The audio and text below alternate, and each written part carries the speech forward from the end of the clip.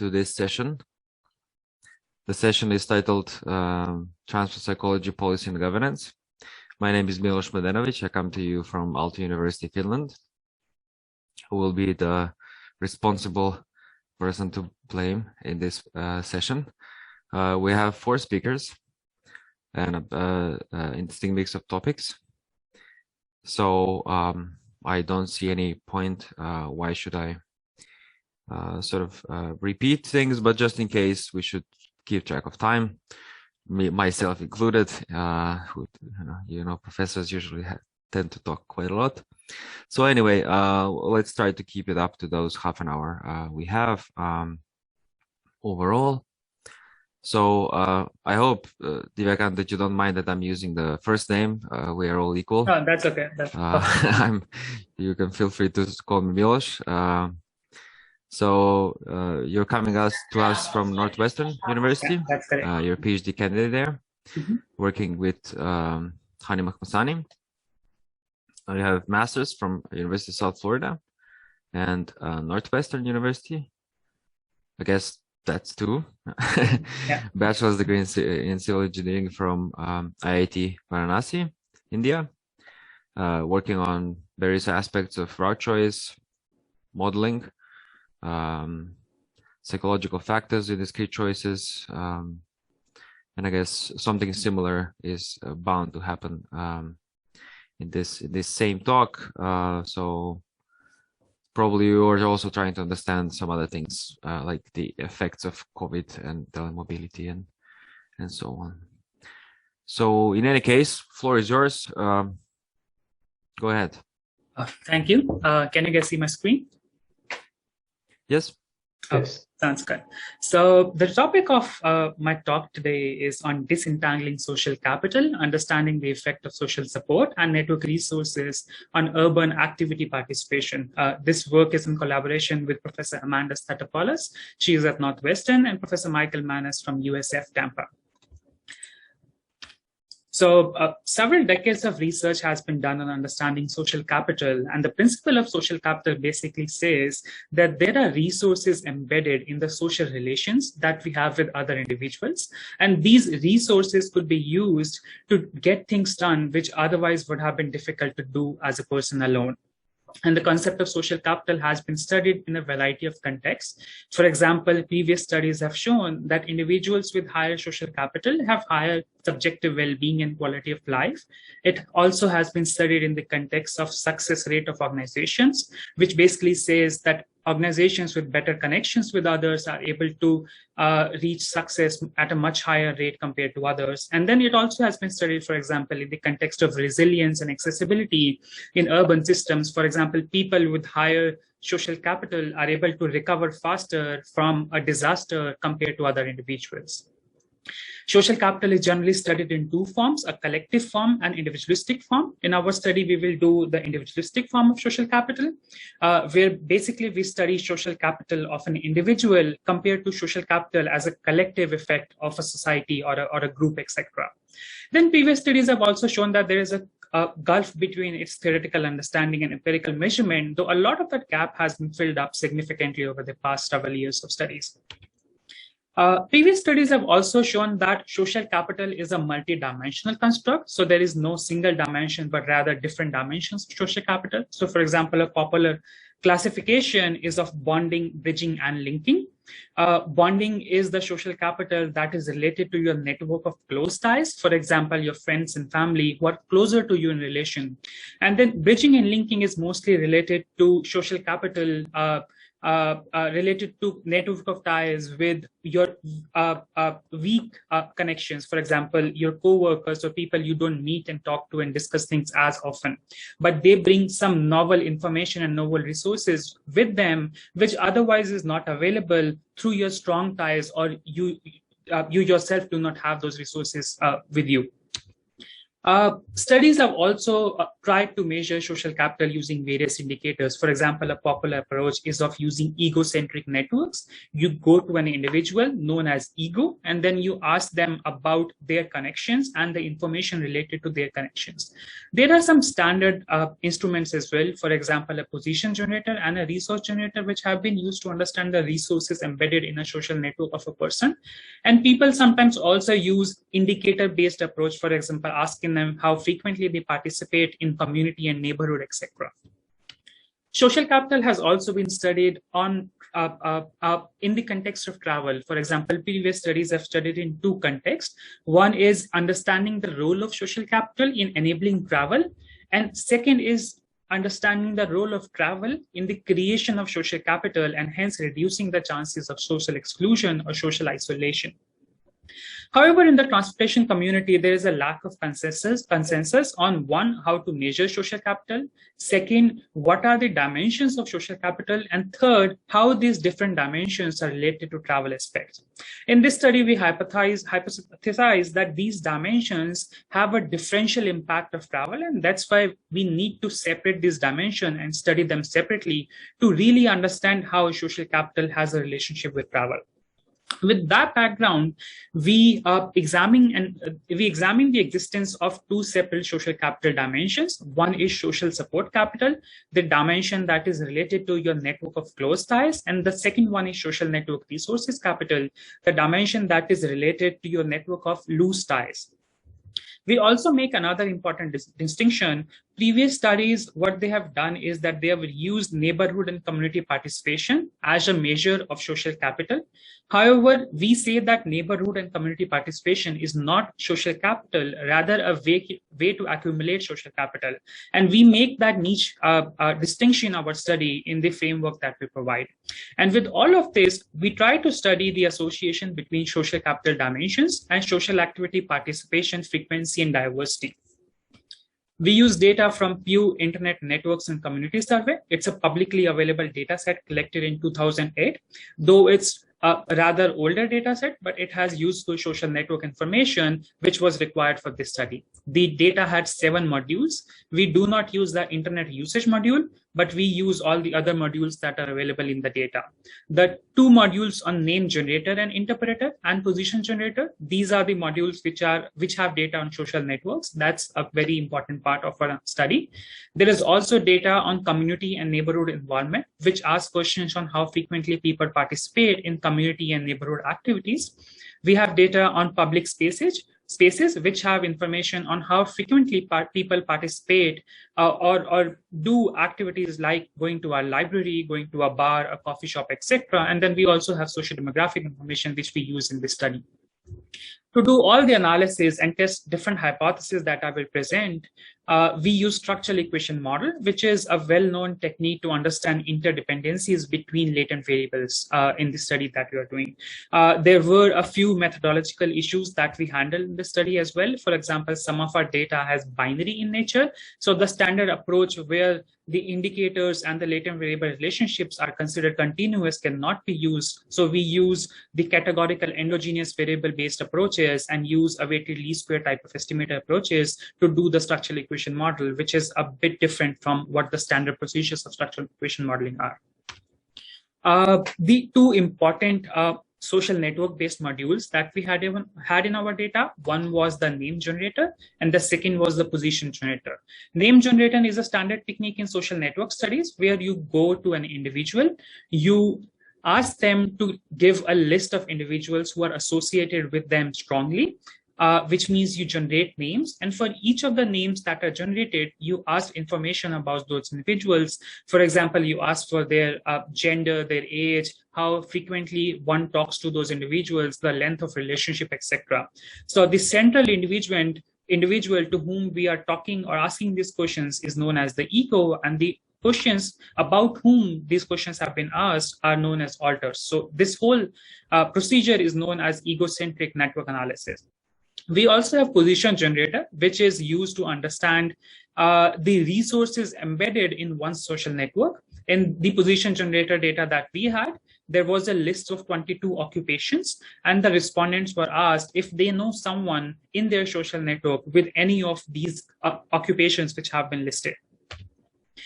With all of this, we test 4 specific hypotheses. The first one is that social capital is multidimensional. We identified 2 dimensions, network resources and social support.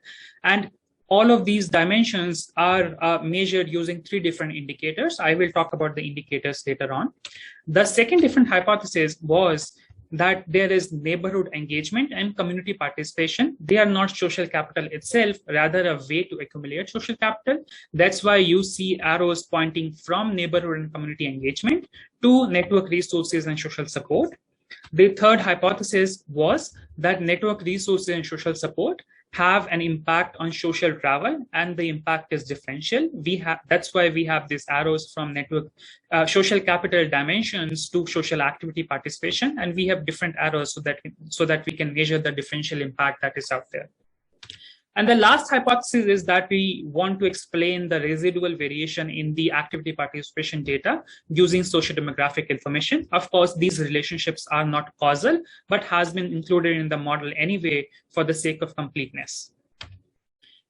With respect to measurement of the latent variable, the social support capital latent variable was measured using 3 indicators. First one being the frequency of face-to-face conversation that ego has with alters.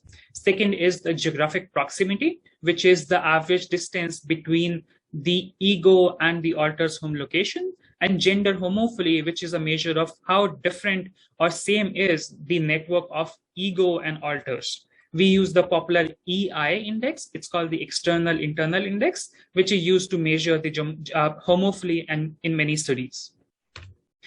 For network resource capital, the data for which comes from the position generator, we have occupational diversity, which is basically the number of contacts known to an individual in the list of 22 occupations that we had.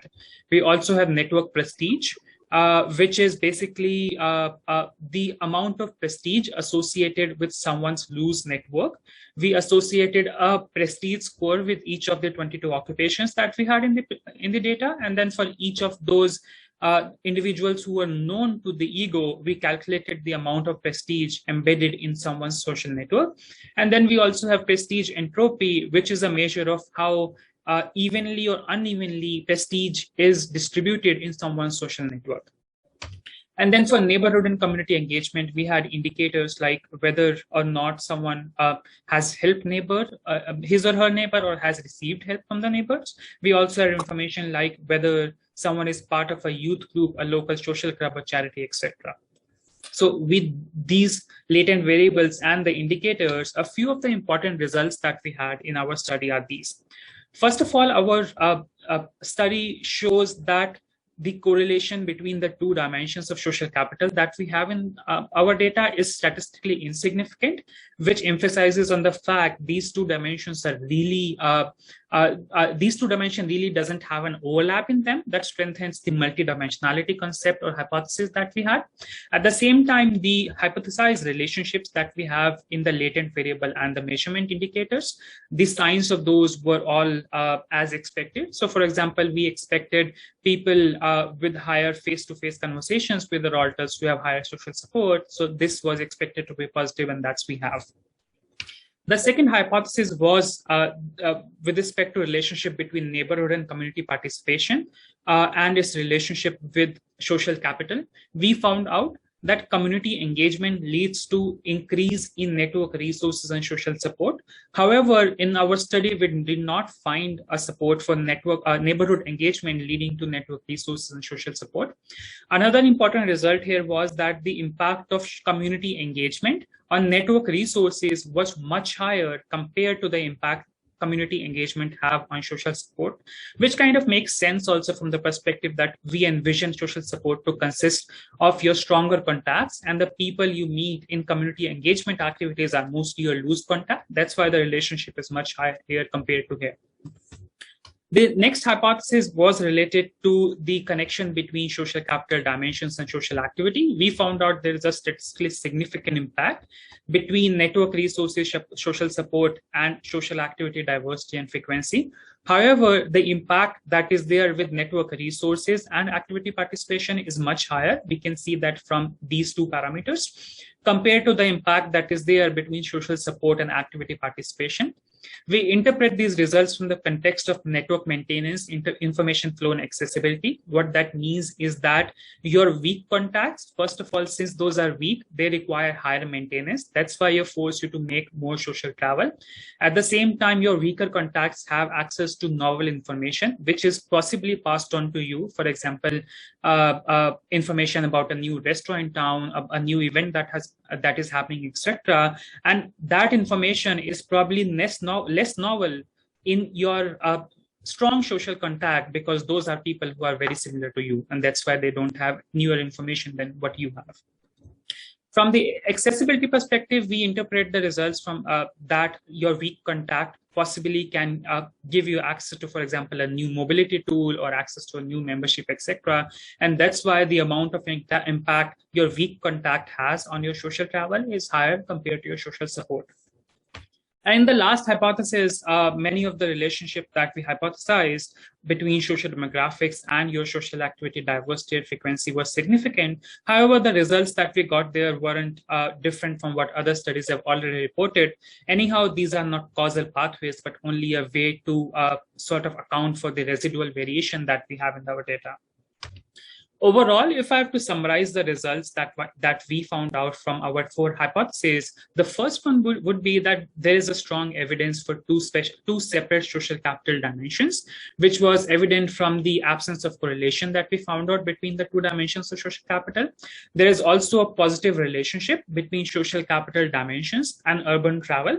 However, the strength of the relationship that we found out was much higher between network resources and travel compared to social support and travel.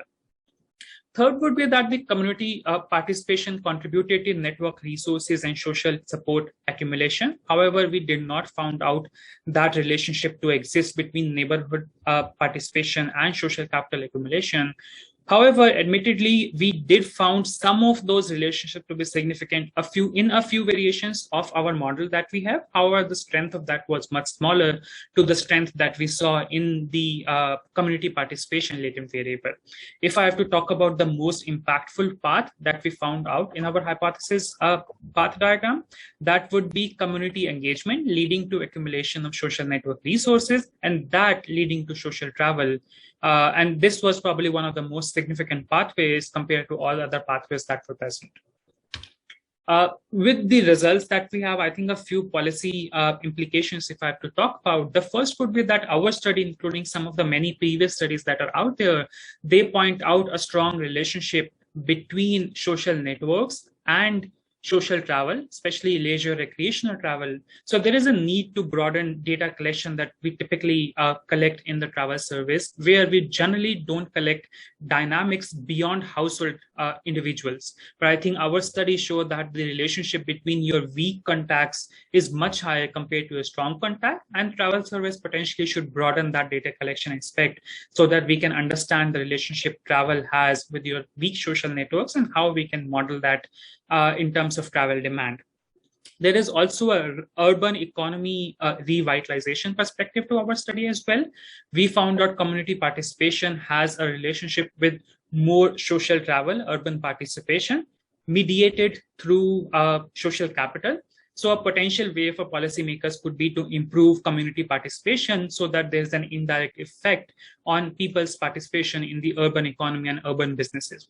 And lastly, there is a well-being perspective to our study as well, because previous studies have shown that individuals with higher social capital have higher well-being. So improving the opportunities for community participation could improve social capital, and that will lead to improvements in community well-being. A few limitations that naturally lead to some avenues for future work. First would be the role of virtual interactions. In our study, we did not account for virtual interactions, primarily because the data we had access to was rather old. It was coming for 2008, but I think that is much more important now, given that most of the conversations we are having these days are online, including this conference. There is also a scope for expansion of the definition of social travel that we had. The definition that we were using was we had 6 different type of activities, and whether someone did those activities in the past month and how many times we were defining the social activity or social travel based on that data. There are also some alternative instruments for network resources measurement in the literature. For example, resource generator, which is more recent, and some studies have pointed out that to be a better instrument. And then lastly, there is a scope for expansion of the social capital dimension itself. We only had two dimensions, social support and social resources, but some of those dimensions could be further broken down as well to have a much finer definition of what social capital is and how that is related to travel. I think with that, I'll wrap up. I'm open for questions. Thank you. Great. Thank you. Thank you for that. So if folks have questions, you can type them in the chat or you can raise your hand. And then I have a question. Unmute you. Yep, go ahead. Hi, Divyakant. That was really great. Lisa. Hi. I have a two-part question. It's about COVID-19. I was curious if you have any plans or interest in repeating this study in the pandemic context. And I don't know if Pew is releasing any data to say how frequently people are visiting libraries during the pandemic and that kind of thing. I haven't seen any recent data, but I think the Pew might have some data, because I know they did a bunch of surveys and I've been using some of their data for other studies as well. So I'm sure they did some of that. I don't know that is publicly available yet or not. But otherwise, I think I would be happy to repeat some of those studies in the pandemic context as well. As some of the previous studies have shown, I think even some of the studies that you have done, that social capital plays a huge role in, for example, evacuation, disasters, etc., and how people recover from those.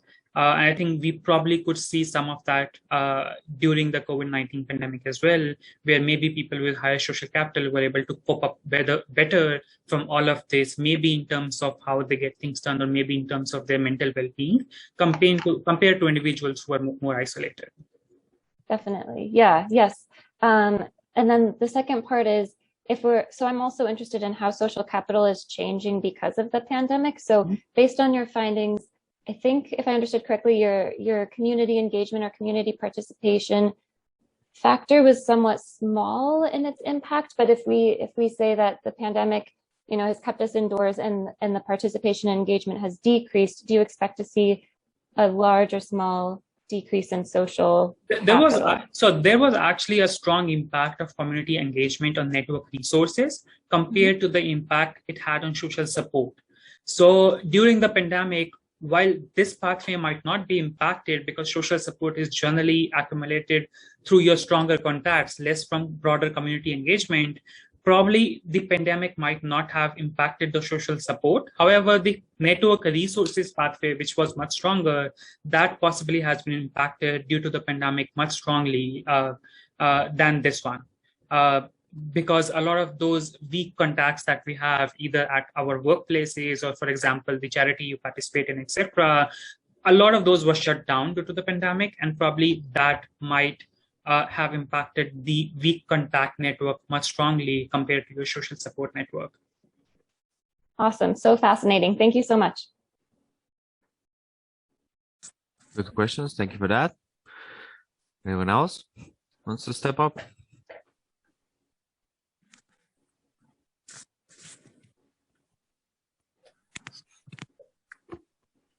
I can ask something more fundamental. Sure. So I have been, of course, trained as a transport engineer and in the US also as a civil engineer. What is your do you yourself have a comprehensive model of I'm not asking for a quantitative model, just like mental model of human travel behavior, and if you have it, where does this play into that? Like, is this a missing piece you had, or do you think there are other missing pieces, or? That's a really good question. So the way I see is that the social network that we have with individuals, or even sometimes with entities, for example, my relation with my workplace could also be visualized as a bipartite network. Mm-hmm. These links that we have with different people, they create dependencies. And I think those dependencies sort of force us to travel. So for example, if you want to have a relationship with someone, a link between one individual and the other, or one place to another, that will make you to maybe sort of force you to travel. Once you have that link also, you need to maintain that link over time. So for example, your weak network, you have a social relationship with someone, you need to maintain that relationship, and that maintenance sometimes forces you to make travels, because a lot of the travel that we do is either to meet someone or to go to a place, etc.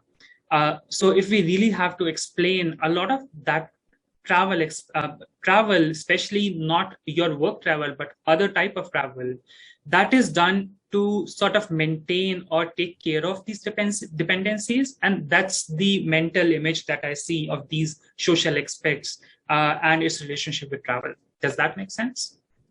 Mm-hmm. Yeah. It's important it makes sense to you, not necessarily to the rest of us, because I think there is a need for a bit of richness in interpreting what human being is in our discipline, which I don't think it has been like that for most of history of transport engineering. We have tended to simplify what human beings are, and also to pretend that they are these isolated entities, that they are not relational beings. Yeah. And we are, of course, networks at the end of the day.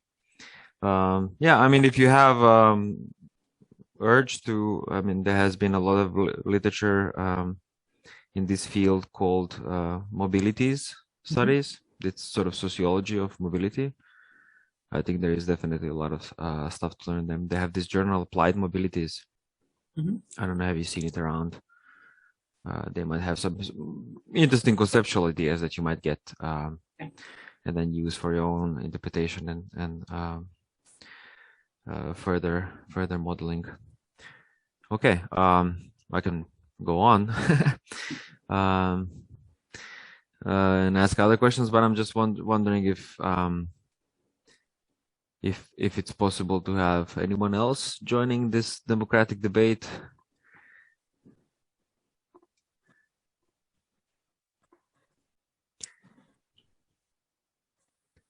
Okay, going once, going twice. Have you been to Barcelona? Me? No, I haven't. You need to convince your professor that he needs to send you to Barcelona to study social capital and to see what, the urban form and the transport system, of course, weather, culture, many other things together make. So we have these super blocks. Have you heard of super blocks? No. Yeah, look them up. There are definitely interesting stories of super blocks in Barcelona, where a lot of the space, the traffic is routed around a set of blocks, so there is no true traffic. And what happens when there is no true traffic? People spend time in public space, interact with each other. Social capital, in a sense, also gets built. So I would hypothesize that a lot of the problems of modern United States is due to its dependency on automobility, let's say, this sort of isolation in some ways of traveling as well. But I don't want to, burden you with that, answering that question, just throwing an idea out there.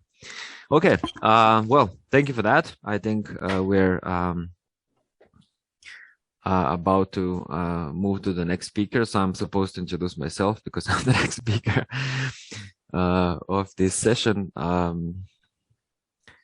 I'm sure you can Google me if you if you have some kind of fetish for academic CVs. I'm an assistant professor in this university called Aalto University, named after a Finnish architect, Alvar Aalto. And I work on different kinds of topics, including most of these topics are somehow connected to emerging mobility technologies. So for a while I have been studying self-driving vehicles, but now I'm going to talk to you about something more Finnish in a sense. I don't know how many of you have heard about mobility as a service, but if you haven't, well, we'll work on that one way or another. So we're going to be talking about mobility as a service and a perspective about it from Finland. But then we're going to be talking about this concept of interpretative flexibility and then actually actor conflicts that are there in mobility as a service. So this is in a sense governance, transport governance study, backed up with some stuff outside of core transport engineering, but that's where the interesting stuff happens. So I'm gonna jump right into highlights. If you if you're too eager to wait for what's this all about. I don't know if you've heard about multi-level perspective on socio-technical transitions. Frank Giles, I strongly recommend you to Google it and read about it. I think it's going to be very important in 21st century transport studies. So it's a sort of a synergetic theory, but in this case we have expanded its view on democracy. There is this idea of agonism. I will expand what that means, but it's not antagonism. It's basically friendly adversaries, but we'll get to that. So mobility as a service, for those who are not really familiar with that, means sort of the highest level of integration in mobility services, where technically you would have an app and a package of different mobility modes all together. And the conclusion of this analysis is that we have high interpretive flexibility, which means that this is still not a stabilized concept, let's say, yeah? Despite the fact that many people try to write definitions of it, especially in academia. We like definitions. We go back to the point that this is not solely a technical process.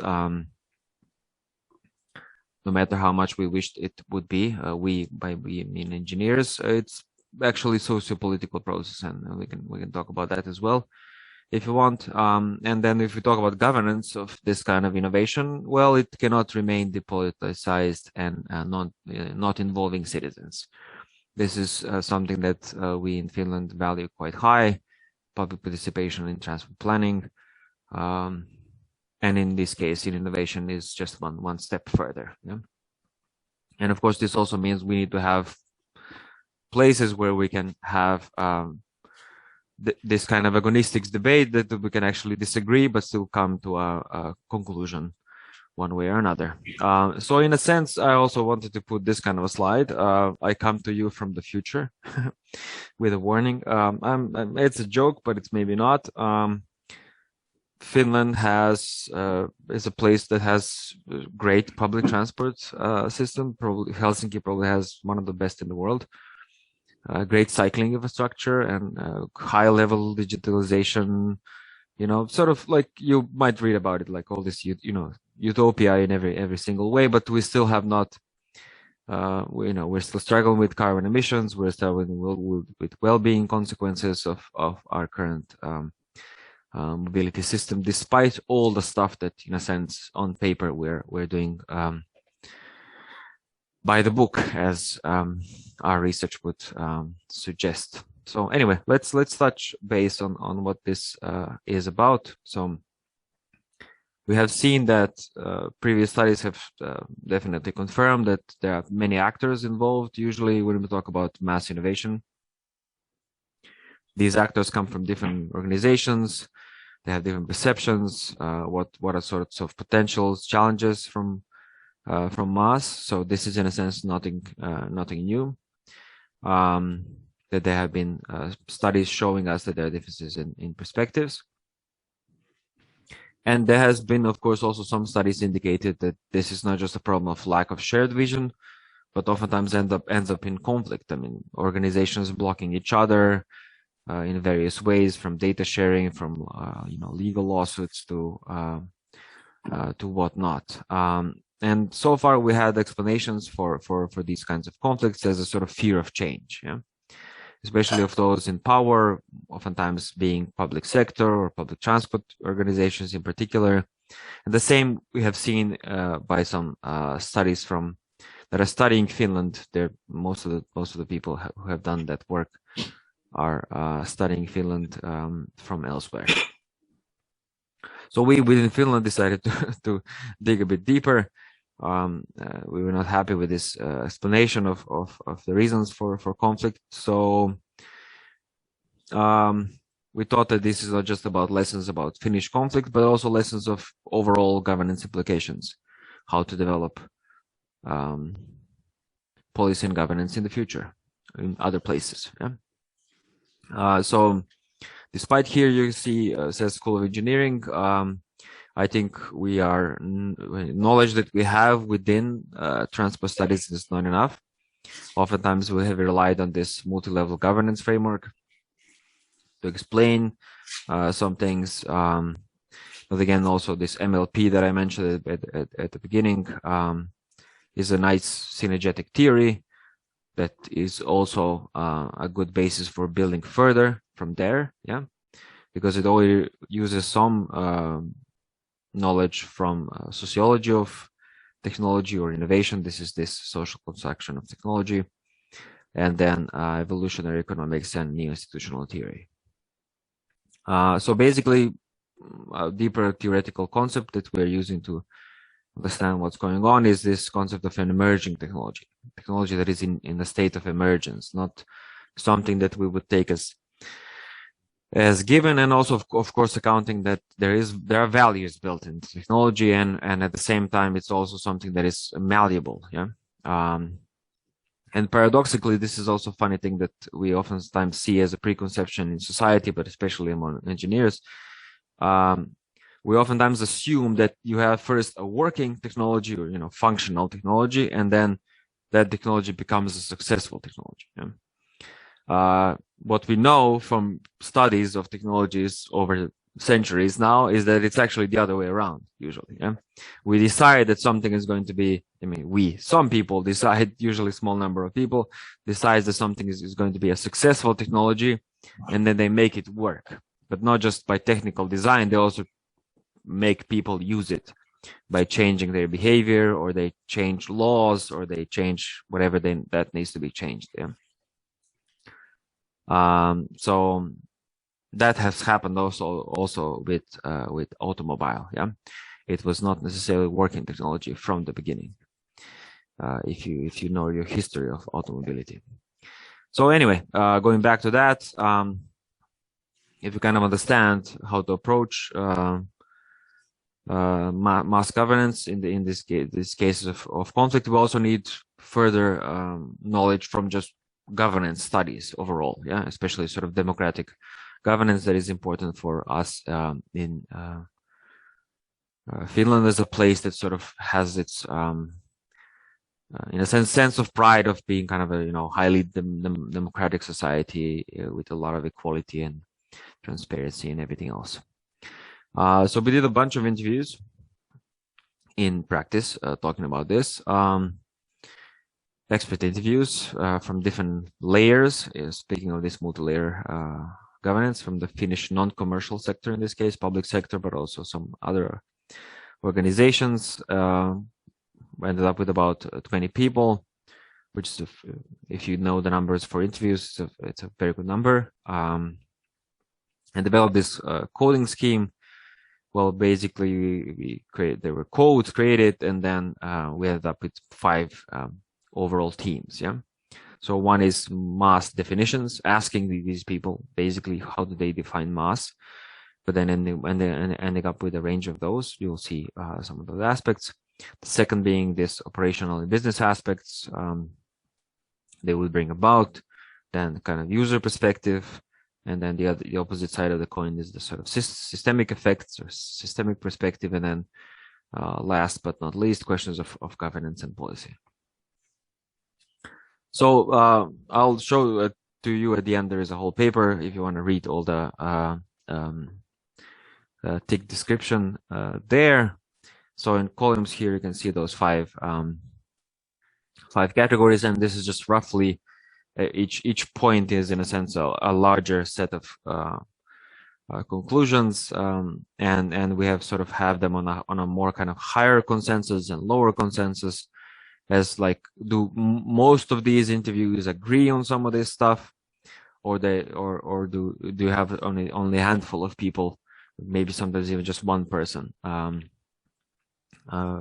bringing up some of the perspectives here. Yeah. So basically, even when we talk about a very mass definition, there is not necessarily a full consensus on that, and this in itself, well, of course, this ranges from someone saying anything that is an app, mobile phone, mobility related app is mass, to someone talking even about sort of how is this even beyond mobility. It's supposed to be about also booking restaurants and movie tickets and sort of packaging various other kinds of things in I don't want to call it life as a service. It just sounds scary.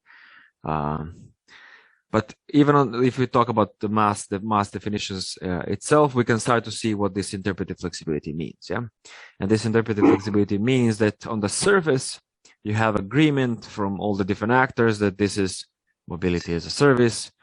So making mobility more into a service, but then when you start sort of going further and further, you realize that different actors impose different perspectives, and they have very, very different perspectives, actually, even if they're from the same group of people, non-commercial. So if you actually ask commercial actors, maybe they would have even further perspectives, and then of course users or people in general would have a lot of other stuff.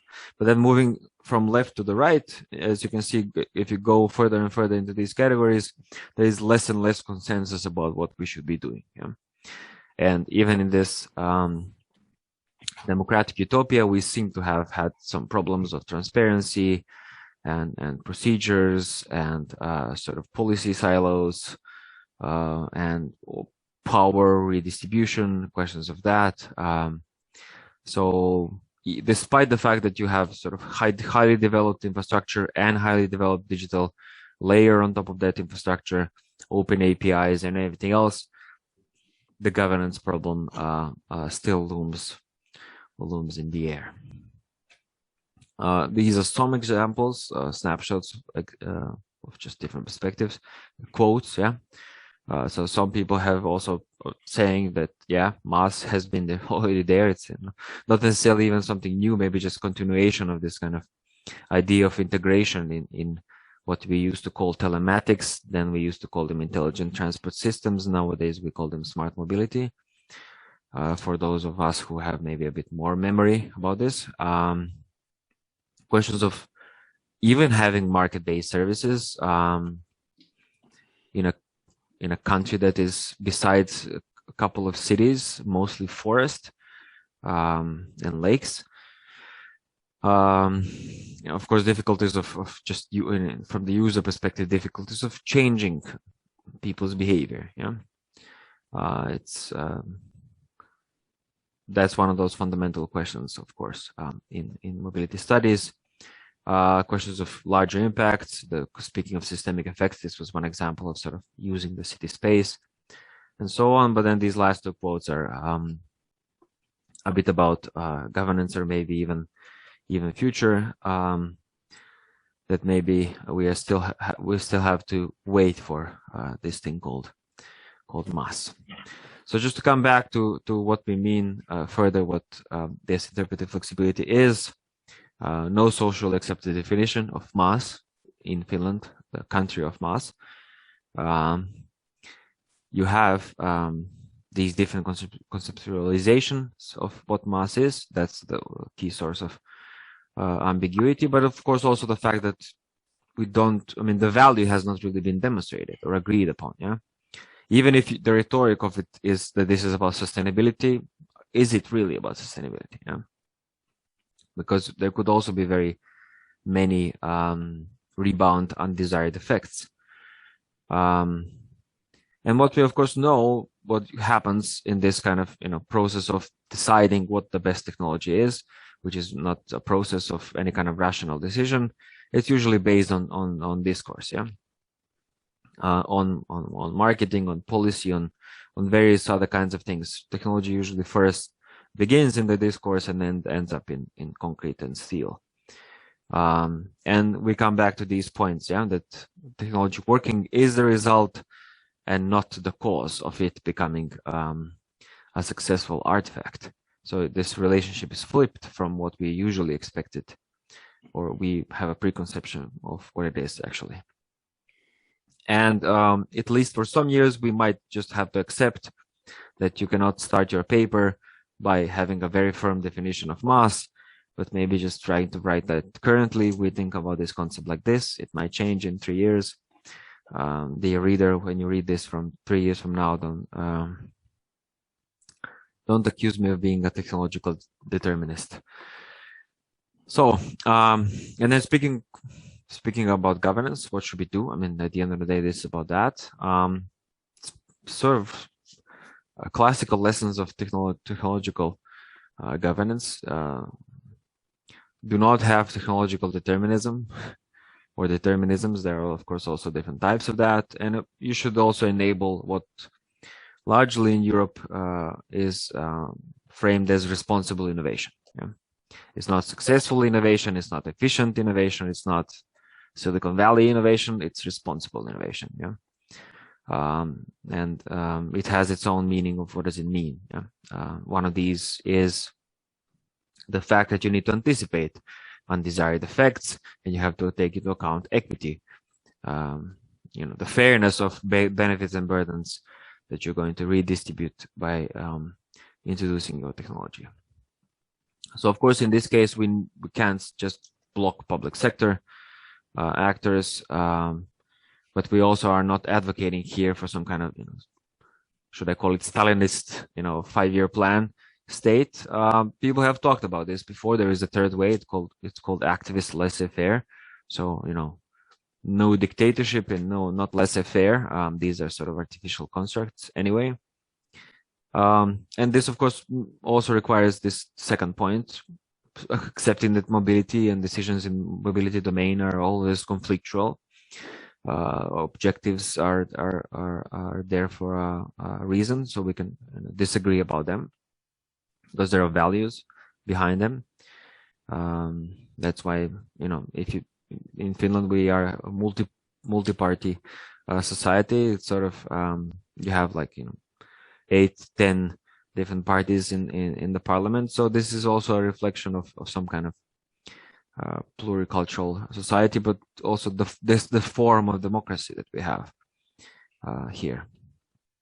And definitely going back to the point of responsible innovation, we have a need for this wider reflectivity about just how do we do innovation, but also how do we also change our institutions as we change our infrastructure and technologies, and trying to do this without a democratic base, sort of political deliberation, and of course also involving the public in envisioning these desirable futures with these kinds of technologies like mass, is something that we cannot keep on doing. So just as we sort of accept it as given in planning, we should also accept it as normal in innovation. And there are many lessons there. We definitely need more empirical studies and longitudinal studies, and there is so much to learn from other fields outside of engineering. I have personally, as an engineer, learned a lot from philosophy and sociology of technology, responsible innovations, the sustainability transitions field, and so on. But all in all, just don't fall in this kind of state of irrational excitement with mass. Dear scholar, that's my recommendation, basically. For some of us, yeah, as I said, this has been publishing case studies on transport policy. So if you want to read all the devils in the details, this would be the place to go. And I'm gonna now impose my own second personality on me and say, stop it, Miloš, it's enough. So let's see if anyone has questions about this. I know that this might have been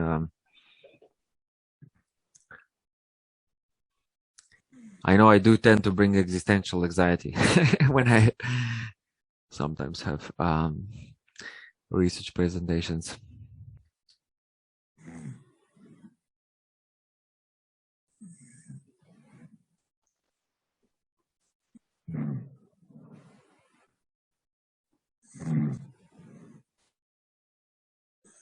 So, what is mass? Mass is there was a question. If I would have to define, and I was also put in this position of paradoxical position of defining mass for the encyclopedia of transportation systems, and I wrote there that it's an emerging technology. Yeah. So by this definition, this would then mean that it's still in development. Yeah, emerging technology that, of course, it tries to do this idea of integration. Yeah? Integration is a key word for mass. Integration can mean intermodal integration, like physically speaking, like how do you transfer from a tram line to metro line? Yeah. Those kinds of problems we have also in Helsinki. You can have then routing, yeah, that's also about that. In a sense, ticketing integration, yeah, various other kind of travel information that you might be getting on your smartphone, and eventually, what's kind of one version so far tested in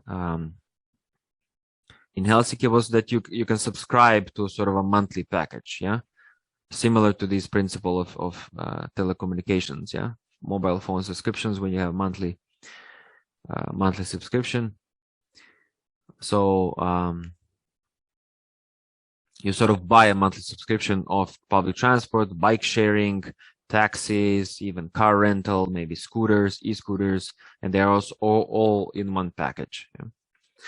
So that's one of the versions, but there have been also other versions where you would have, in a sense, mass, again, for a corporate setting. Yeah, so people, what we used to call mobility management plan for companies back in the days. Now this is just something you get as part of you get a sort of a package from the company to commute, yeah, or do other kinds of things.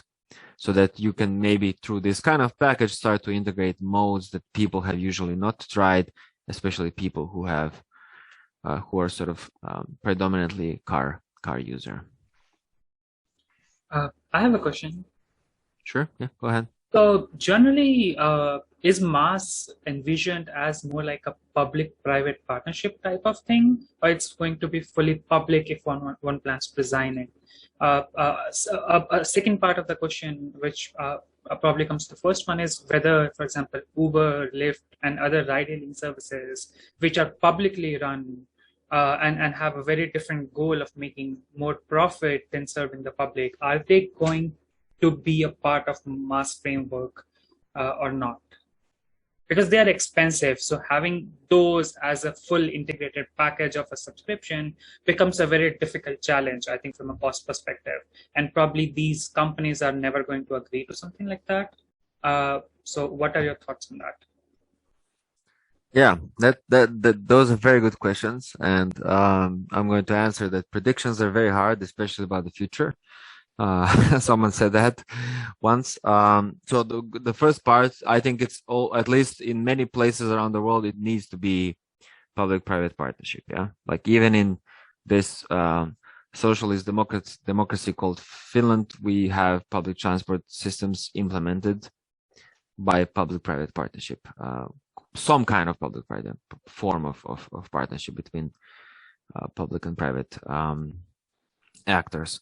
Now, those private actors are in Finland are still Finnish companies. They're not global corporations like Uber and so on, that, as you said, have a bit of different agenda in some ways. And I don't really, I mean, this is really then dependent, I would say, on what kind of policy levers exist in the given policy context. Yeah. Of course, you would be surprised that actually Finland is quite liberal in many ways. I think it's more liberal than the US. You would be surprised maybe because of that. But again, even in the US, it depends really from when you move from state to state. But I mean, this is why I think this is a very important field where we need to innovate. Yeah, we need to innovate about exactly governance. And when I say governance, I don't just mean like narrow transfer policy done by public sector, but also these kinds of, rights and responsibilities of various actors that you have in the system, which of course go hand in hand with financial flows. Yeah? The classical principle why you have these things put all together is because eventually someone needs to pay for that tram or for that street or for those kinds of things. And if profit is just disappearing out of the system in 30, 40 years, every civil engineer knows what happens to an infrastructure that is not maintained. So even on that level, we have problems. And then if you start talking about sort of, human behavior and how do we actually have, how do we achieve all these carbon emissions targets that we need to achieve by reducing traveling and changing how we move around, well, it gets even more complicated. Miloš, yep. I wonder if the ultimate goal of MAS is to make travel easier for the traveler, because by the name, it is mobility as a service, right? So by the word service, I imagine that it wants to create more convenience for the customer or the traveler. Is it true? Yeah, I think that part of that angle is there in this, at least in this vision that is in Helsinki, in one of these companies there. But again, it's also the idea of convenience varies. I'm not sure it's always just that, as we just saw in the previous talk. People also move because of other people, not just because of convenience, and because of many other reasons. But then also at the same time, it's really a question for whom is this, in a sense, targeted when you have these kinds of packages. What kind of people really need these kinds of packages? Because in any case, you already have a sort of a package. I mean, even without doing anything, I have a monthly public transport subscription, and I have a bicycle, and like that's my package. Like I don't even need a car to live in this city, and many people live like that, car free, in a sense. So I don't think this is targeted, for example, to me, but maybe for some people who are already highly car dependent, trying something else like shared vehicles or maybe some bike sharing here and there might be might provide them first positive experience that maybe nudges them to start rethinking their habits. But this will still not happen if many other things don't align together. I mean, we know from the theory of human behavior change that pure economic incentives don't necessarily work, especially also when people are usually largely underestimating their costs of their car. That's also one of those things. So to answer your question shortly after this long answer, I'm not sure. I mean, we already have. That's why one of those quotes was like that. We already have mobility as a service, in a sense, because of such a good service, public transport and otherwise, with all the other modes. And also, to whom is this necessarily targeted is still not fully clear, and has been also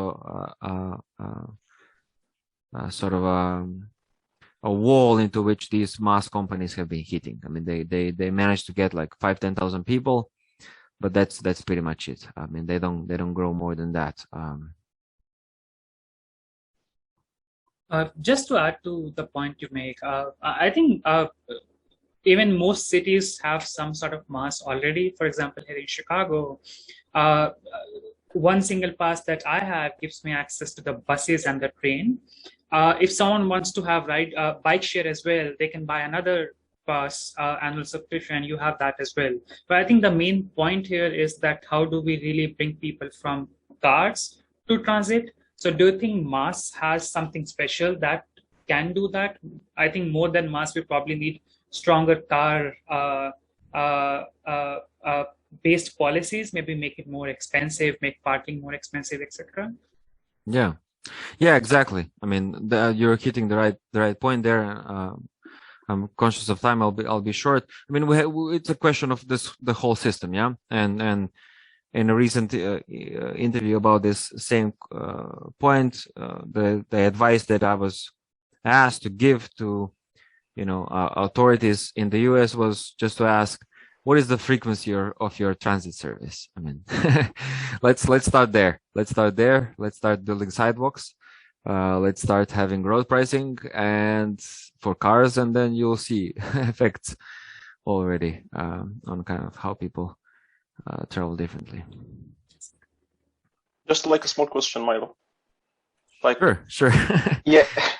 Have you differentiated between car users and transit users in your interviews or not? Because I do believe their perceptions will be different when they answer the questions. It will be different. And for instance, I do believe that if you ask a car user about this, they will be more reluctant about accepting such a new technology, because using a car is it's flexible and it's easier for them to get around. They don't have to purchase this card and try to move from one mode to another. So have you No, we haven't distinguished that way, but I agree with you. I mean, these were sort of expert interviews with experts in the national organizations or city level organizations and so on. I wouldn't also probably ask them what kind of users are they, although it would be interesting. I mean, these kinds of deeper psychological studies of experts are definitely needed, I would say. But yeah, for general public, I think we have also seen some more qualitative sort of focus group interview and that kind of stuff. And yeah, I agree with you. I think the findings are similar to what you are hypothesizing. So great. So just second question, in studying psychology and people's perception and all this kind of stuff, do you think that quantitative or qualitative methods are more appropriate? I don't think it's an or question. Really? Okay. I think it's an and question. Okay. I do believe that qualitative, it can give you more insights into how people think, right, than the quantitative methods. However, me myself, in my research group, we have hard time, communicating this qualitative studies with academia, Yeah, definitely within our tribe, especially. I mean, this paper was rejected from another journal. Like blatantly rejected. Yeah. They didn't really understand what is this all about. they do to see some equations and some parameters. Some methods are there to accept it. However, I do believe in psychology, it's qualitative is superior to other methods. Okay, I would still say it's and, but okay. Sounds good. In any case. Okay, great. I need to stop this. I'm running over my own promise to keep things on track over just a couple of minutes. Bing, are you ready to take over? Yes. I can share my screen. Let's try your screen. Yeah. Can you see my screen as full slides? Try full screen. Okay. Let's see. Can you see it full screen? Yeah, that works. Okay, great. So thank you very much for giving me the time to present my work. It is a paper, but it's not published. It's even rejected by a journal. So let's see what will happen. And I apologize that if my face looks a bit dark. I could change the angle, but then I will not be facing the camera. So I will stick to my current posture right now. My name is Bing Yu Chu. The title of my presentation is Build Transit and Will They Park and Ride? Modeling motorcycle parking behavior change during metro system expansion in Taipei, Taiwan.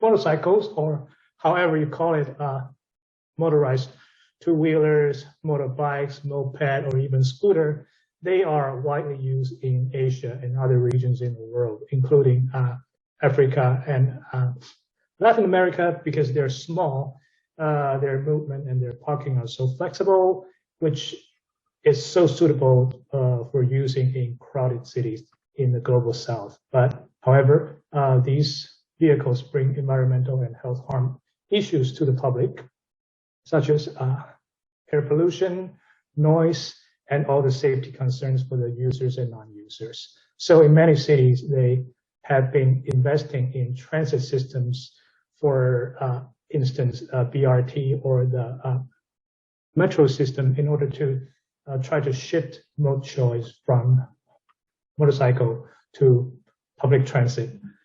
And I propose that park and ride behavior is a likely explanation of the decrease in the average daily travel distance per vehicle of motorcycles in the Taipei metropolitan area during the time between 2008 and 2019, which I will show you the data later.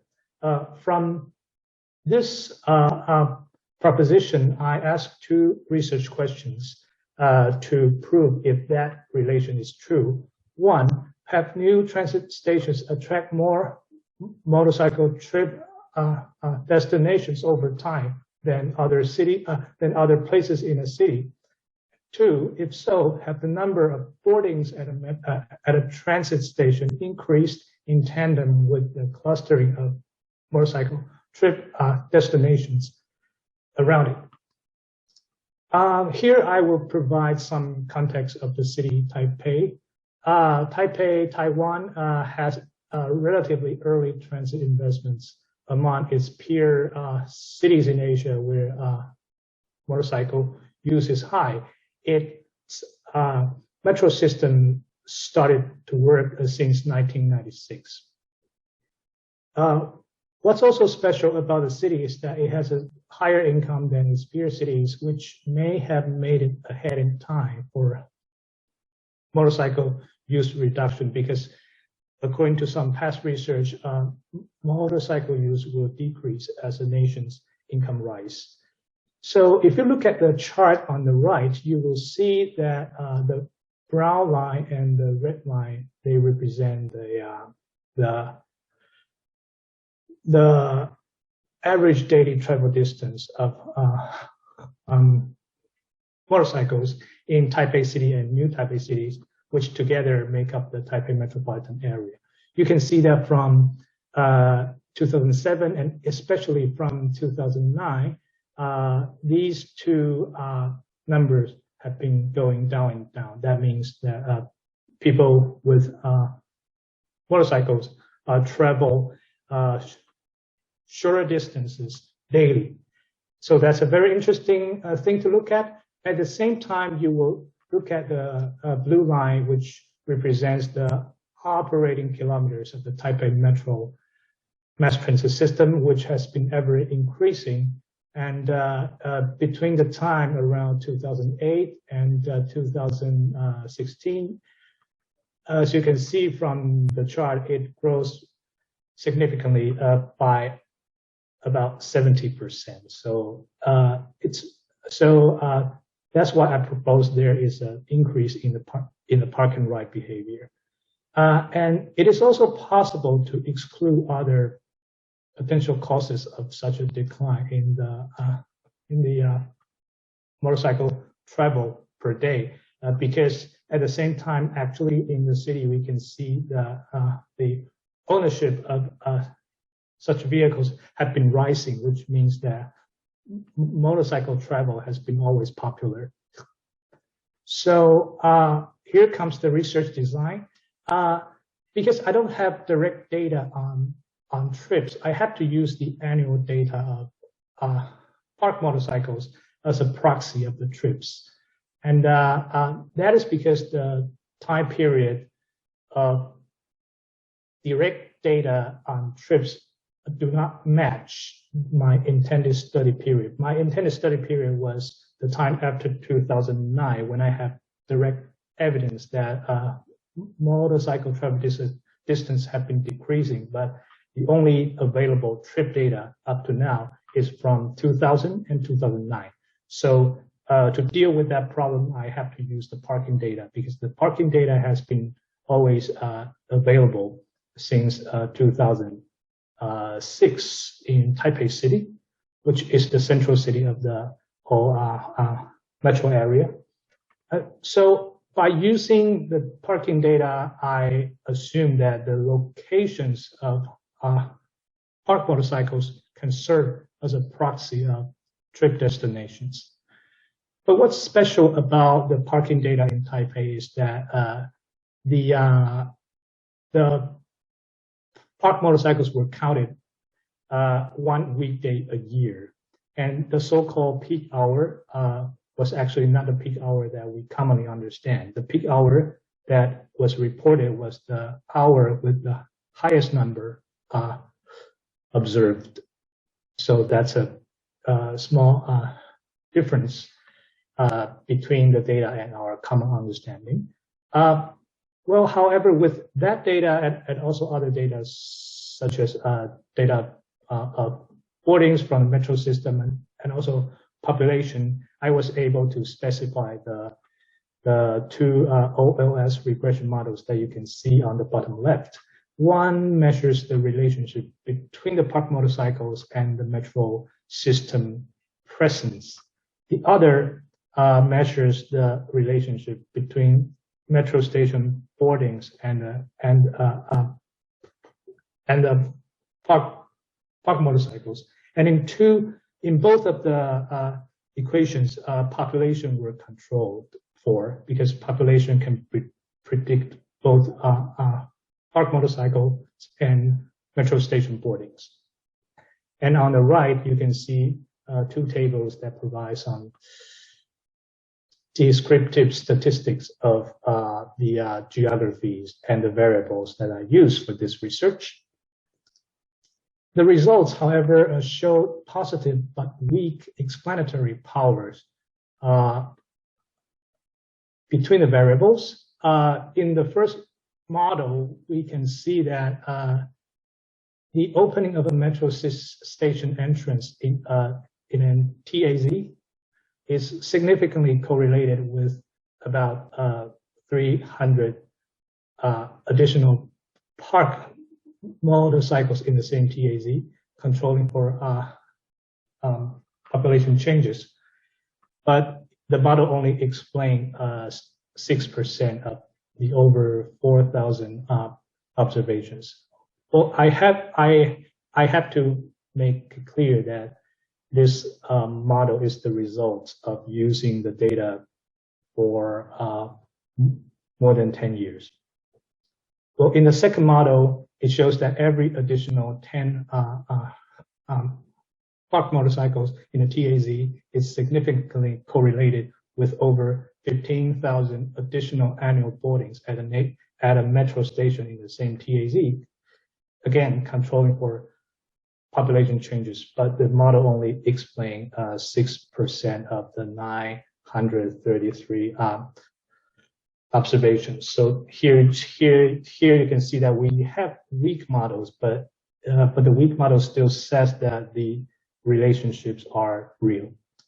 So what can we conclude from the results? Well, we can say that the park and ride behavior of the motorcyclists onto the mass transit in Taipei was something likely, but there is a lack of strong evidence due to the weak models. Well, why is that? Well, there might be several reasons. One is that the methodology that I use may have some issues. For example, I say that the parking locations can serve as a proxy of trip destinations, but in the real world, those can also be the trip origins or any stop during a trip.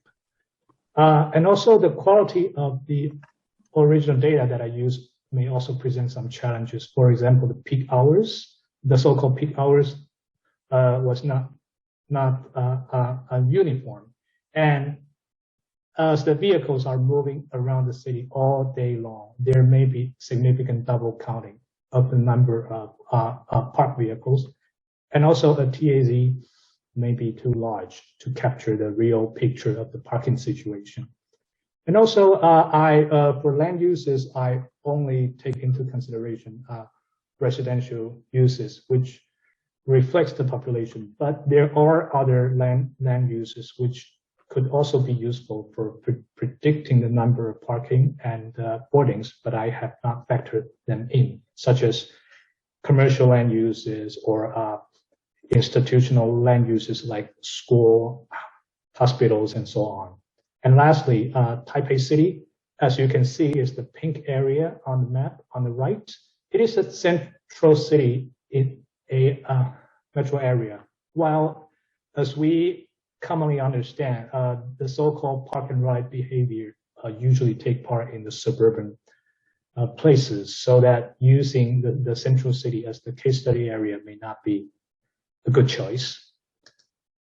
I have several policy implications. The first policy implication is about the parking demand prediction model that Taipei has been working on. It has done this through parking counts, but in my opinion, the parking counts may not be a good way to capture the whole picture. Instead, the city should consider using land use-based parking demand prediction models. And also, from the way they do the parking counts, I have a feeling that they want to accommodate all the parking demand in the city, but I don't think that's a good thing to do. I think a good parking policy should be trying to manage the demand through measures like better pricing. And also, I say that transportation policies should of course prioritize reducing private vehicle use. And also, I have something to say about the city's land use policy. I say that whenever there will be new employment centers, they should be carefully located in order to reduce future travel needs. And also, mixed land uses should be encouraged. The significance of my research is that it gives reassurance to other motorcycle-dependent cities in Asia and the whole world that increased transit supply was indeed correlated with behavior change of motorcyclists. We just need stronger evidence to prove the relationship. So for future research, I said that a better understanding of travel behavior changes before and after transit investment could be achieved by using other data sets, such as household travel surveys, if there are new ones to come, and also land use data may help, suburban parking data may help, and social demographic data can also help. Thank you. Great. Thank you for that. If I can take the benefit of asking the first question, because I also have to correct for my error. I didn't introduce you properly. but you have this background in practice as well, yeah? So maybe you can also explain that a little bit. We usually, I think we should have more researchers that have actually worked at some point as consultants and at least for some time, yeah. And you have seen a bit of the world as well, studying in UCL and so on. How do you, when you kind of think about research questions like this, does this perspective that you have from practice help you in some way, or do you feel constrained? Or I would like to hear more of this angle. Yeah, comment on that. Yeah, sure. Thank you so much. So as Miloš said, I used to work as a planning and transportation. Well, I used to work as a planning consultant, and I also did an internship in a transportation consultancy in Taiwan. And this research was actually my project during the internship with the transportation consultancy, and they did give me some feedback.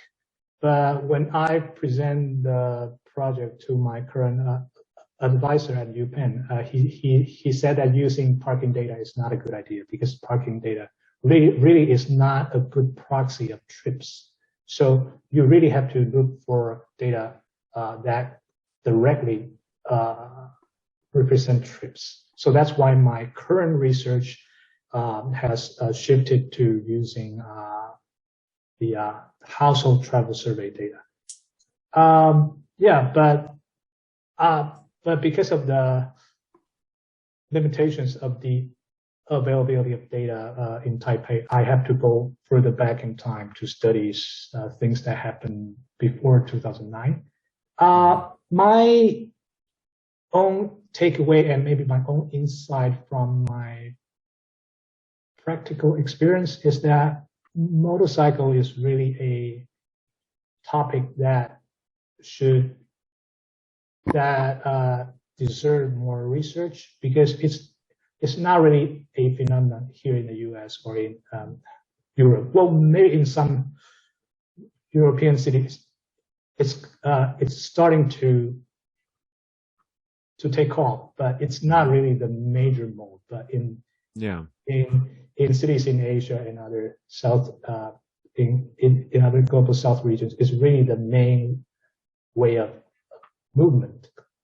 Yeah. So I can. So I'm currently doing a lit review on motorcycles in terms of their travel behavior and so on and so on, because I believe there could be a lot of insights that are different from car studies.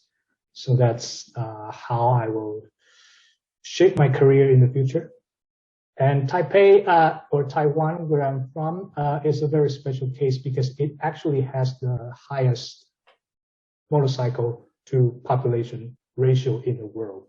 And I have lived there for over... It's a motorcycle city. Yeah, I have lived there for over 20 years, and such traffic situation really annoy me at some times. But I also know that there are some benefits that these small vehicles provide to the users and the entire traffic. But overall, I think it presents environmental and safety challenges to the general public as a whole. So this is really a problem that has to be tackled. I see from the audience that we have Parafan from, I guess he's from Thailand, so maybe he can give us some feedback. And also Divyakant, you're from India, right? So I will be very interested to hear what you have to say. Parafan, do you want to go first? Yeah, I have to apologize first. I came late because I was stuck in another meeting later than I wished. Oh. So I came into your meeting just 3 slides before the end. I'm not quite sure what I can add, but definitely Thailand also have a lot of the motorcycle And we also, I also studied this as part of my thesis on how, motorcycle, should motorcycle be promoted as a sustainable mode of transportation, and what are the impact, systemic impact on that promoting motorcycle could entails. Yeah. So we look at what would be to replace all the car with motorcycle, and would that be a desirable effect or not? Yeah. So, great. Thank you. Yeah, sorry, I couldn't add more anything more inside, but yeah, looking to observe the discussion. So, do you have something? I'd like to say, first of all, I think motorcycles or two-wheelers, as we call it in India, I think they are a great way of travel, especially urban travel. In India, I think most people I know, most households I know, they have a car, but almost all of them also has a two-wheeler. It might not be a motorbike, but mainly a scooter, which is by design a bit different from a motorbike, but still it's a two-wheeler. I think they are really the way to go for urban travel. There are environmental concerns, but I think a lot of companies now, especially I know in India at least, they have already started launching electric version of these. And I think that really takes care of a lot of environmental impact aspect that is out there. On your work aspect, one thing I wanted to know, you are modeling parking counts, right? Yes. And you were using OLS to model it? Yes. So on that, I think one comment that I have is that some of your, the strength of relationships that you're seeing are not very strong, probably because you're using OLS. So probably moving towards a more count model like Poisson or a negative binomial regression could take care of some of the bias that you might have due to the OLS model that you're using. Because regression is mostly used for continuous data, and you are using or modeling count data. So having a count data regression, a Poisson or a negative binomial regression probably could take care of some of those skewed results that you may have. Maybe some of the strengths that you're seeing now, they might change significantly once you take care of that. Yeah, sure. I think that's a very good idea. Thank you so much. Yeah, I was also thinking. By the way, I spent my late teens riding a scooter significantly. So that used to be my go-to mode of travel back in India. Mm-hmm. Yeah, I mean, we have to not forget that especially Asian cities had a different historical development. They used to be cycling cities at some point. In that we cannot approach them in the same way we're approaching, let's say, Western European or American cities. And I think this also requires a bit of adjustments in research methods, especially when you also face these kinds of problems in data collection. So what Gamal also asked last time, I was wondering, have you thought about doing maybe some interviews with people, with the motorcycle users on one side, but also actually with planners, of sort of what do they think are the significant factors and so on. So just a bit of kind of bringing to them this confusion in relationships. Yeah, I think some form of qualitative research would help a lot, and I am fortunate to work with a transportation consultancy firm because they used to do a survey of motorcycle users in Taipei a few years ago. So I can really just go back and read that report to see if there are any insights that are useful for my own research. My advisor also suggests that I can do intercept surveys of travelers at the metro stations to see if they did park and ride. But it will take a lot of time, and it really depends on the situation. Right. So I would take that into consideration for the future. Yeah. Thank you. Yeah. Okay. Anyone else has any questions?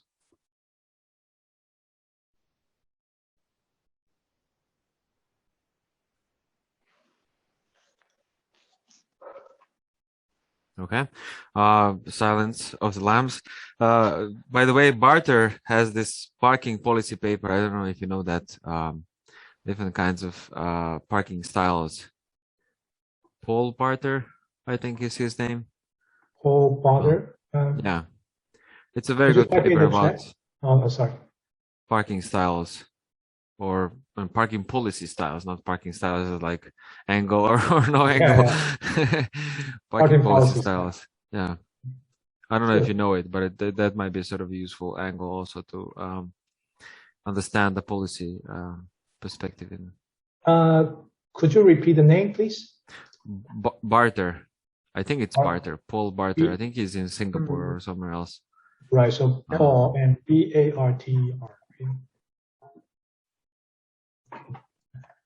Thank you. Yeah, you're welcome. If you don't find it, shoot me an email. I'll help you. Sure. Help you find it. Yeah. Thank you. Okay. If we don't have anyone else eagerly asking to wait to ask a question, it's late. Sorry, people. It's 10:30 here. I'm falling asleep. It's Friday. But Gamal, would you also like to introduce yourself a little bit? I think that Sure, yeah. Sure. might be good before you start. Yep. So, like, my name is Gamal Deeb. I'm doing my PhD at McMaster University, Hamilton, Ontario, Canada. I'm originally from Egypt. My study is focused on public transportation planning and specifically about how can we attract people out of their car into transit. And I focus on investigating preferences heterogeneity in their desired service quality. And the presentation you're about to listen to is like part of a research project with the city of Hamilton here.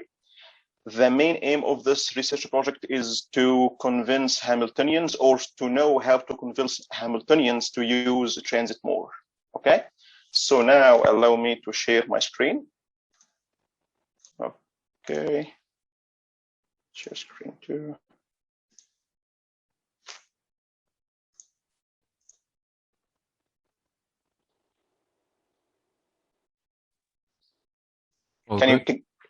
Can you hear it or not? Yep, all good. Okay, good. Just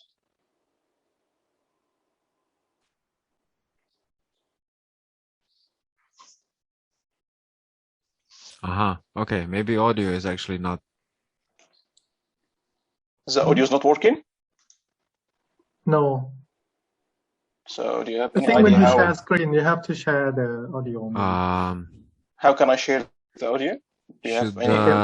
Where is my helper in the background? Chuyang? If I may, when you click share screen, there's a toolbox on the bottom left that you have to click as well to optimize video and share sounds. Did you see that when you click share screen? Just a second. Hello everyone, my name is Gamal Deeb. I am a PhD student at McMaster University, Ontario, Canada. Thank you. And today's presentation will be about attitudinal and perception differences towards transit service desired equality for boomers, millennials, and Generation Z. The presentation is outlined into 6 sections, as you can see. We will go through research motivation, the aim of the study, and then I will walk you through the context and the survey instrument we used to collect the data needed. Then I will speak about the methodology used to analyze the data, and we will discuss the results and the conclusions. The ultimate goal of transit service agencies is to provide an efficient transit service. And the first step towards that goal is to understand your customers' needs and expectations.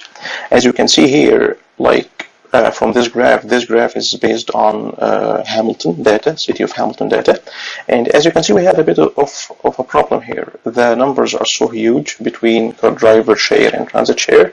And in my opinion, the only way to lure people out of their cars into transit is to provide an attractive and appealing transit service to them based on their preferences and expectations.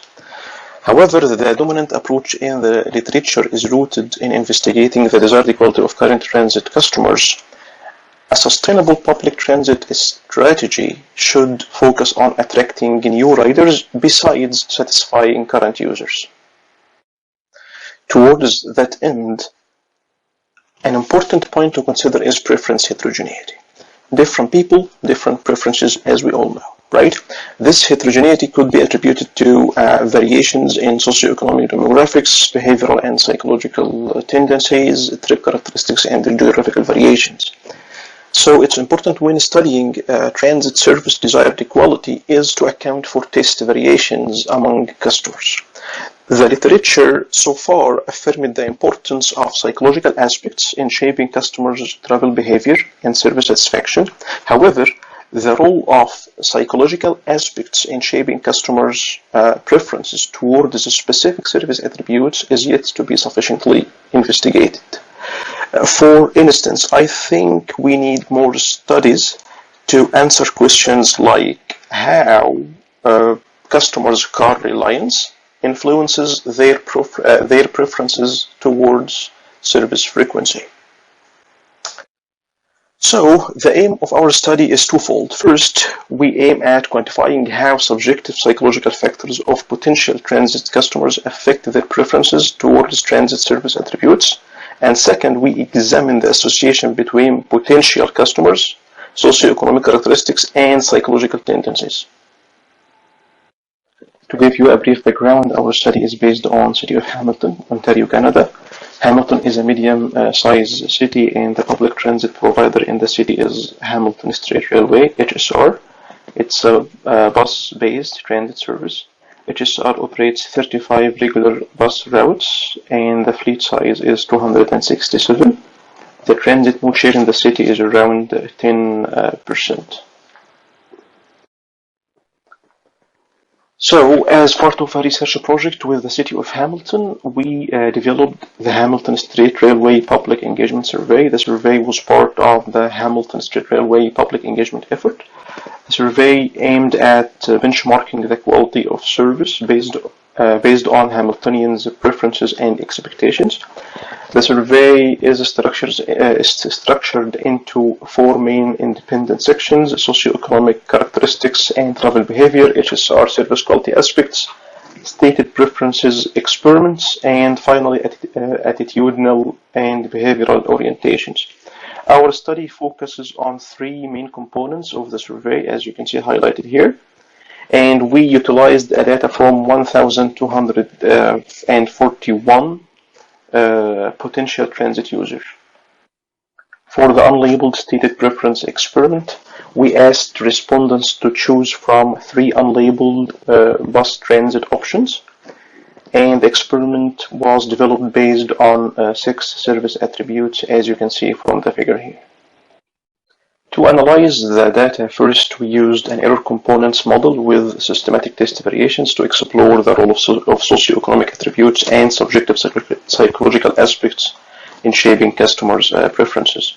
We used an exploratory factor analysis and confirmatory factor analysis to validate the structure and stability of the four mid-latent variables. Then we used the multivariate analysis of variance to investigate the statistical differences in the subjective psychological factors across various socioeconomic characteristics. In our analysis, 5 psychological aspects were measured using the following statements. Each respondent was asked to assess their agreement on the accuracy of each statement on a 5-point Likert scale. And as you can see, for all the formed psychological aspects, convex alpha and construct reliability indices are high, which indicates that there is high stability and internal consistency in the formed latent constructs. We developed 3 different models: base EC models without any interactions, EC model with socioeconomic demographic interactions, and EC inclusive with both socioeconomic demographic interactions and the psychological aspects interactions. And it was we did so to examine the significance of the inclusion of more variables into the model, and it was clear that the EC inclusive was the best regarding goodness of fit. So the results here, as you can see, we will start first by talking about the socioeconomic demographic interactions, and then we will discuss the subjective psychological aspects in the interactions.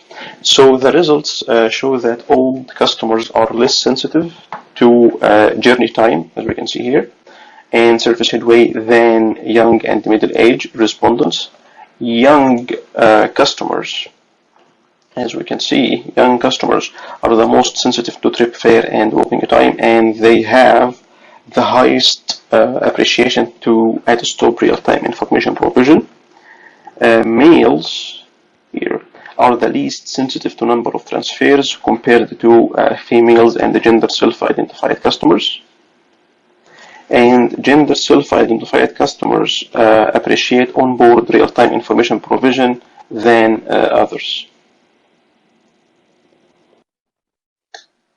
For full-time employees, it's clear that they are less sensitive to trip fare compared to others, while they have higher preferences towards direct trips.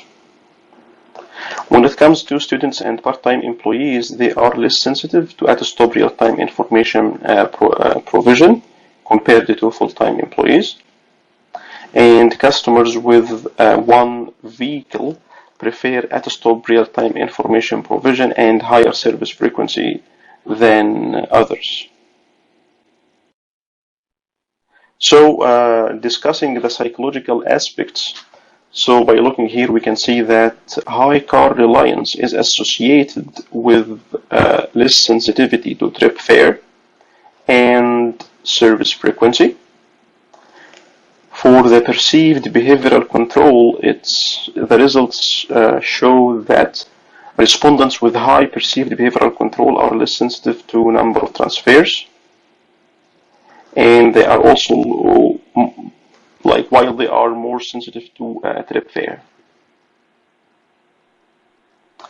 For the environmental consciousness, we can see that high environmental consciousness is associated with less sensitivity to walking time here, and they also it's associated with high appreciation to at-stop real-time information provision.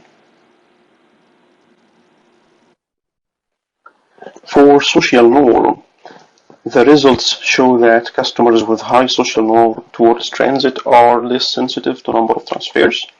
Also, based on the model, transit stigma, psychological aspect does not prove to be significant at all in explaining customers' preferences towards the service attributes. Also, a point worth mentioning is that when we included the psychological aspects interactions, all car ownership interactions became insignificant or less significant. This behavior implies a possible association between car ownership and the considered psychological aspects. So that's why we asked the question how attitudes and SEDs are linked, and this will take us to the next section of our results. In this section, we performed a multivariate analysis of variance to test if there are any significant differences in the psychological aspects across socioeconomic demographics. We examined 5 socioeconomic demographics attributes. We examined vehicle ownership, age, education, gender, and full-time employment status. And here we report only the significant ones in this table. Okay? So as you can see from the results, all subjective psychological aspects are highly sensitive to vehicle ownership. For age, transit stigma, social norm, environmental consciousness are significantly different across age. When it comes to education, car reliance, transit stigma, and perceived behavioral control are sensitive to education level.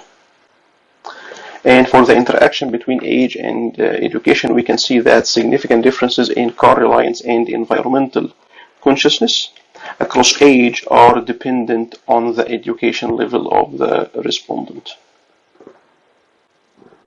As an additional layer of investigation, we present the distribution of the psychological aspects across various socioeconomic demographics, and the one here for vehicle ownership. And as you can see from those figures, that zero vehicle ownership is associated with the highest social norm, the highest perceived behavioral control, and also the highest environmental consciousness.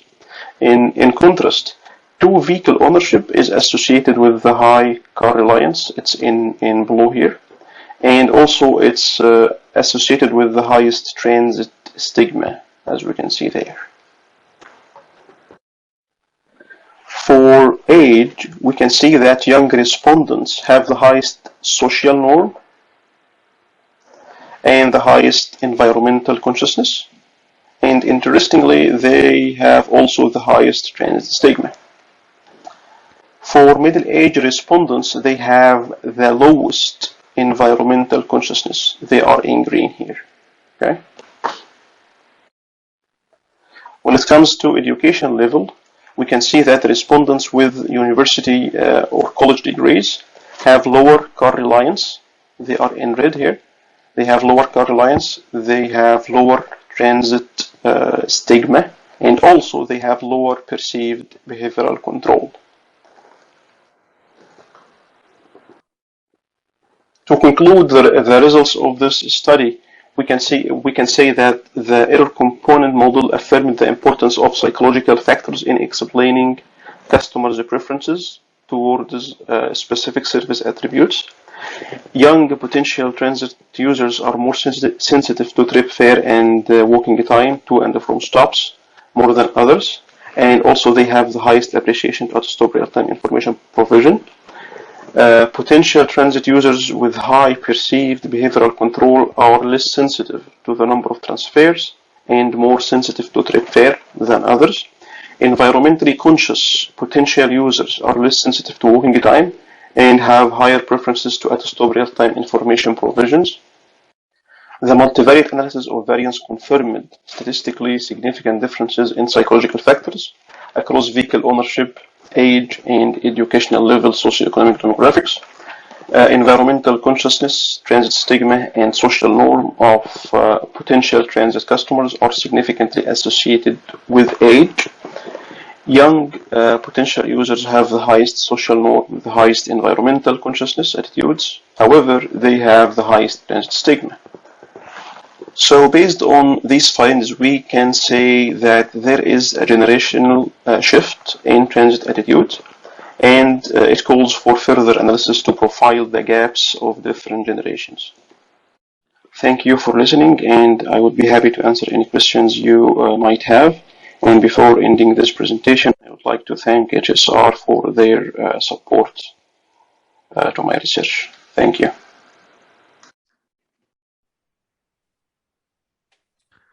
Thank you for that. I hope you didn't get some epiphany observing yourself talking. So. Actually, it was a nice experience to learn, you know, like sense the perception of others, you know. Yeah. I just have to, before I open the floor, I just have to move this joke out of the way. Hamilton Street Railway really knows their buses. Yes, I know. This is a trick we have here in Hamilton. We have to emphasize that it's bus-based transit service. Yeah. Yeah. Okay. I have some comments or ideas, more ideas than comments. But let's open the floor for anyone. Hey, I can ask the question. Mm-hmm. Yep, sure. Thank you for the presentation, first of all. So what wasn't clear to me was your EC model. What was it for exactly? It was error component logit model. No. Is it the mode choice model? Yeah. Yes, it was like within the unlabeled choice experiment framework. So yeah. And where exactly were you including the error components? Is it like different transit modes? No, it's unlabeled, so we don't have even modes. Oh, I see. In the unlabeled choice, you know, like in choice experiments, we have two types. I see. Yeah, it's an unlabeled. Okay. Yeah, it's unlabeled, so it's mainly to see the trade-off between the service attributes itself and how people can, move between them. I see. And my second question was that in the MANOVA that you presented, was it like controlling for one factor and then doing it? Or were you like, for example? No, it was full factorial. It was full factorial MANOVA. So we wanted to see if there is correlation between them or like their influence would be independent. That's why we performed it full factorial to see if the socioeconomic demographics themselves will affect each other or not. Okay. And was any of the socio-demographic factor itself related to each other? For example, vehicle ownership correlated with age, etc.? Yeah. Actually, we included like 5, and we ended up with only 3. Okay. So some of them like were correlated, of course. Yeah. Okay. Yeah, I was thinking maybe just to account for those correlations, probably you can also do some sort of mimic model where you include socio-demographic into your psychological factors so that you can control for one socio-demographic variable while understanding if there are differences between other. Yeah, of course. Yeah. This is actually is a very good point. Yep. Thank you. Okay. I think, Divyakant, you have to leave your email. People might want to ask you more questions later. Seems you know your statistics. Okay. Anyone else? Yeah, Kama, can I ask a question? Yeah, of course. Yeah, I'm just wondering, you use kind of like abstract mode, right? So you don't like specify certain mode, but rather the attribute of mode. It's like, the experiment was like 3 transit options, 3 bus transit options. Yeah, so it's only like one mode, but like we have different attributes. So we can allow the users to choose between their preferred option. And by doing so, we can know exactly their preferences towards the specific service attributes. I see. Yeah. So in terms of like using the state preference, it's quite when you did all this survey, did the kind of respondent find it easy to imagine? Actually, first we did like a pilot survey. We developed this like with HSR, with Hamilton Street Railway personnel. And we did like a pilot survey first, and then we did some modifications, and then we deployed the main survey to the public. So we tried our best to make sure that there is no problems. However, like in the SP context, there will always be problems regarding understanding the experiment itself. But like this is one of the drawbacks of the SP anyway. So yeah. Yeah. Okay. Thank you. Thank you. Okay. Anyone else?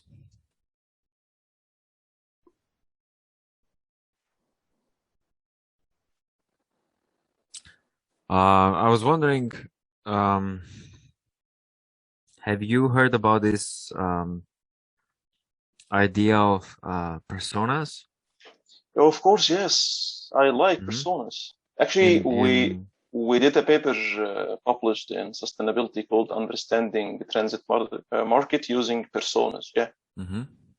I like it, actually. I mean, are you thinking of expanding this work in that direction? Maybe also of course, yes. With some interviews for focus groups. Of course, yes. However, I have to put this clear that like people in academia or in transmission, they don't like persona per se. So we have to first try a way to convince them about the persona idea, then move forward. Like firmly, I do believe that persona is a very good representative of customers. You cannot identify a human being by one of two attributes. You have a collection of attributes, and then you can move your thinking towards them and try to explain their preferences more specifically. Yeah, definitely. I mean, if I can just, I told you, I warned you that I'm coming from the future. So we have in Helsinki Vision Transport, I think we have everything.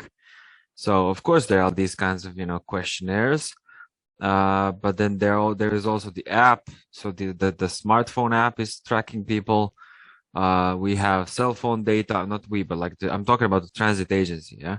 The transit agency has all the possible quantitative data that it has, but it still uses also focus groups and tries to develop persona. Because that's kind of, it's in line with what you need to do for the service. I mean, if you want to target service to exactly new types of users, you need to think from the perspective of the user, not in sort of generic hypothetical categories of what users users are. Okay. I don't know if anyone has any other questions open at this point.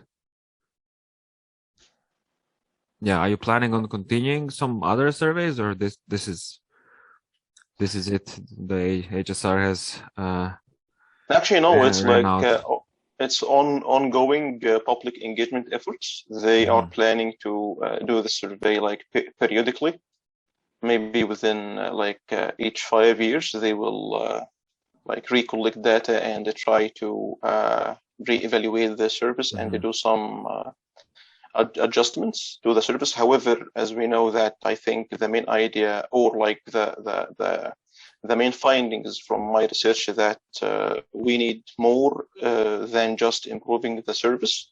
We need to communicate with people. We need to change people, like people's perception towards this specific services. For instance, if we change people, perceived behavioral control towards the service, it will make it easier for us to serve them. So like people can get pissed off by a number of transfers. They just want to direct trips from their home to their work. But if we made it easier for them to mental map their transit network and transfer between routes, this will make their trip more smooth, and eventually they will be more satisfied, and this can be communicated in more ridership. So the take-home message, like in my opinion, is to not just focus on service attributes itself. You have to go to the human being factor and try to work with people closely, think how people think in your service, and then plan it adequately. That's very good. I'm also wondering just what is the kind of atmosphere in the policy. I mean, nowadays also with probably declining ridership and so on, is the city administration and people in the budget, are they inclined to start cutting things, or? No, unfortunately, I don't think so. I am not into politics too much, but like from my observation, I don't think it's going like in favor of trends. In a way, I think it's neutral. Like people trying to be sustainable, trying to push active transportation. But like at the same time, cars are cars, right? People love cars and they have to spend for cars, and they have to add more lanes to roads. Given the fact that like all people advise them not to add roads, you have to do TDM measures, you have to make it more sustainable. But this is how people work. So. Yeah, I apologize for the interruption. I can speak a little bit for this, and again, sorry, my computer is giving me crazy time, and the camera is not working, and no worries, we have a picture starting. So it's the image on the profile is way much nicer than me in reality. So I prefer to have that image. So just a response to the finance, yes, it's honestly. Funding level is declining significantly because different priority of the government, and I'm speaking about federal level and provincial level. When we look into funding from municipalities, especially in Canada, they have an R&D budget. But given the pandemic, especially in transit, because during the stay-home order, customers were allowed to board and alight from all doors. So basically, transit were not collecting any fares during for a period of 7 months. So subsidies all of a sudden from 40% into 100% subsidizing your service, it drained the budget for municipalities significantly. So we were planning to collect another data set for HSR in 2022, but this one was pushed back for three more years. So the plan now is to collect in 2025. So I echo your observation now. It's really hard to secure, first to convince transit agency that they need to do research. And the second tier is to actually get some money to conduct the research, because what they are saying, our ridership is declined and we don't have enough money to support any research activities. Yeah, this vicious cycle continues. Yeah. Yeah. I would thought that some places in the Northern America has more hope. Maybe I'm wrong. And as I have to be honest, I feel privileged then when I live in this region where we invest so much in public transport and do so much data collect. The agency does itself so much work and so on that I don't even want to do survey analysis because they are doing them. Why would I do them? They're doing all this stuff themselves. But this really goes hand in hand with political commitment. I mean, the cities in Finland have very ambitious targets for climate neutrality by 2030 and so on. So let's see if they make them, but at least the ambitions are. We have a say in North America is cars have more powerful vote compared to transit. So again, so your voting base is mainly of car users and car drivers.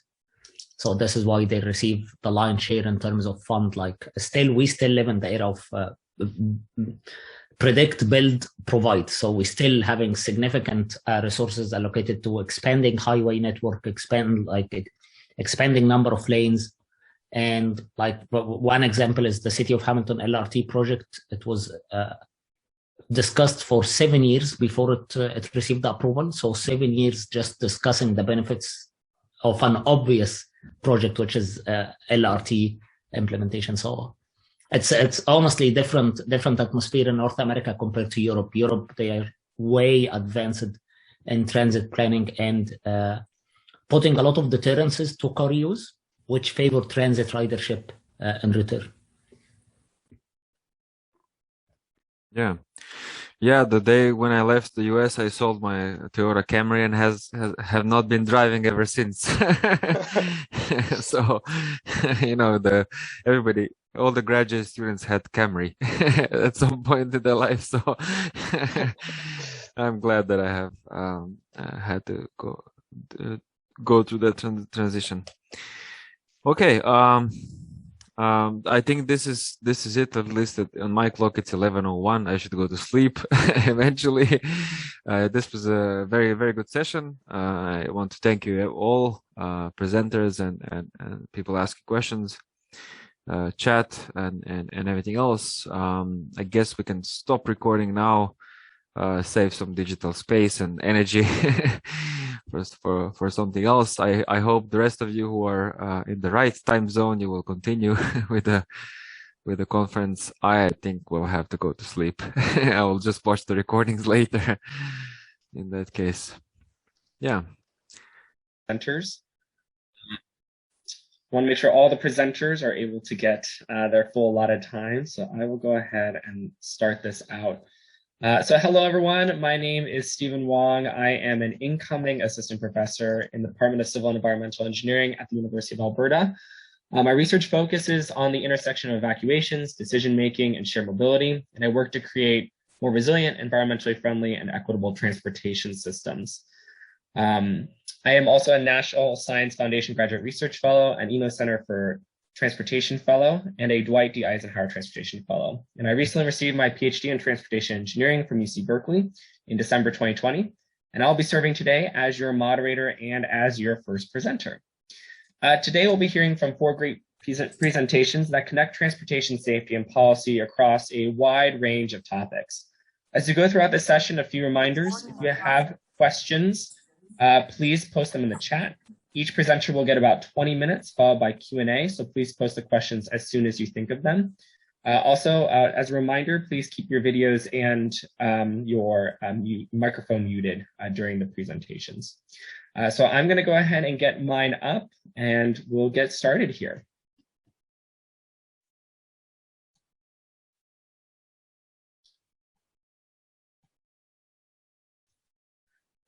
All right, as I mentioned, I'm Stephen Wong. I'm an incoming assistant professor at the University of Alberta. Today I'll be presenting on understanding California wildfire evacuee behavior and joint choice making. This was a collaborative project along with Jacquelyn, Professor Susan Shaheen, and Professor Joan Walker at the University of California, Berkeley. Just a brief outline of what I'll be talking about. First, I'll provide some context into this paper. Second, I will get into the meat of the paper on understanding wildfire evacuee behavior. And finally, I'll present just a few items for new work and updates. So first, the context. I always start with this quote because I think it's really important. It's from the Intergovernmental Panel on Climate Change. Human influence on the climate system is clear, and recent anthropogenic emissions of greenhouse gases are the highest in history. Recent climate changes have had widespread impacts on human and natural systems. And one of those impacts has been large-scale disasters. We're seeing a higher intensity and frequency, particularly of rainfall, heat waves, and wildfires. We're also seeing increasing land development and populations in high-risk areas. What both of these things lead to is the need for larger and more frequent evacuations. And evacuations are one of the primary methods to safeguard human life. We've seen millions of people ordered to evacuate from recent hurricanes such as Irma, Florence, and Dorian. 88,000 people were ordered to evacuate from the Fort McMurray fire in Alberta. And we've seen thousands ordered to evacuate from other types of hazards, such as a potential dam failure and a chemical plant explosion. Now, my focus today is going to be on wildfires in California. These are some of the statistics from CAL FIRE, and you can see by year the number of incidents, acres burned, structures destroyed, fatalities, as well as evacuation orders. And you can see that the number of incidences is incredibly high, and the number of acres burned in the last 5 years is almost topped 8.6 million acres. And that's not even including all of 2021, which is shaping up to be a really devastating wildfire season. And this is really important when we see the number of evacuation orders on the right side. We see 1.45 million people have been ordered to evacuate from California wildfires alone, let alone wildfires in other places in North America and around the world. Now, in my dissertation, I have identified 3 critical challenges in evacuations. And these challenges are something that I aim to address in my research, and I'll be talking about them today. The first is persistent evacuation noncompliance to mandatory evacuation orders. Not everyone leaves and evacuates. The second is poor transportation response, often from government agencies, leading to heavy congestion, slow evacuation clearance times, and high evacuee risk. The third is minimal attention ensuring all populations, especially those most vulnerable, have transportation and shelter. And so this is an equity issue. Today, I'll be actually focusing on these first 2 in this understanding of behavior, though future aspects of this research will be looked at in this third lens and trying to address that challenge as well. So the focus of this presentation will be how do we better assist residents, communities, and governments to prepare for, respond to, and recover from wildfires as it relates to transportation resilience? And what empirical lessons can we learn from California wildfire evacuee behavior? So I'll be talking about this paper. It is focusing on latent classes and joint choice making in evacuations. The QR code is up to the right. It is currently in review, but we do have an open access preprint version. And these are my co-authors, Jacquelyn, Professor Susan Shaheen, and Professor Joan Walker. I want to mention the empirical contributions and the data that we used for this research. We developed a number of post-disaster surveys and sent them out to individuals who have been affected by the 2017 December Southern California wildfires and the 2008 CART wildfire, which was in Redding. Now, there are a lot of challenges to these types of surveys, hence the lower sample size and the limitation of this work I want to point out at the beginning. It's really hard to contact people, especially given that there's displacement often from these wildfires. It's also a smaller population than a general population survey. And we also have to be understanding of the recovery efforts and the potential psychological trauma that these types of events produce. And so these are just some of the challenges that I hope this field will continue to work on to improve these post-disaster surveys. So the key question we wanted to ask in this research was, how do different people behave? Now, there's been little exploration of how different people behave in evacuations. Now, there has been some work on the idea that there are different classes of people that may respond heterogeneously in a disaster. Latent class choice models, also known as LCCMs, could capture heterogeneity in evacuating populations. And that's what we wanted to explore in this paper.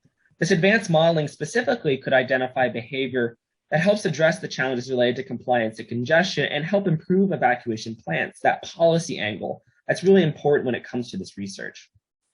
So briefly, what is a latent class choice model? Well, a latent class choice model, this is an example of one that is quote unquote estimated, it's just an example, of 4 different classes of people. And you can see this is a commute, we're gonna call this a commute model, and you can commute to work in a number of different ways. You can take an auto, bus, rail, cycle, or walk. This first group of people, if you can see in the column, is the 85% probability of taking cycling.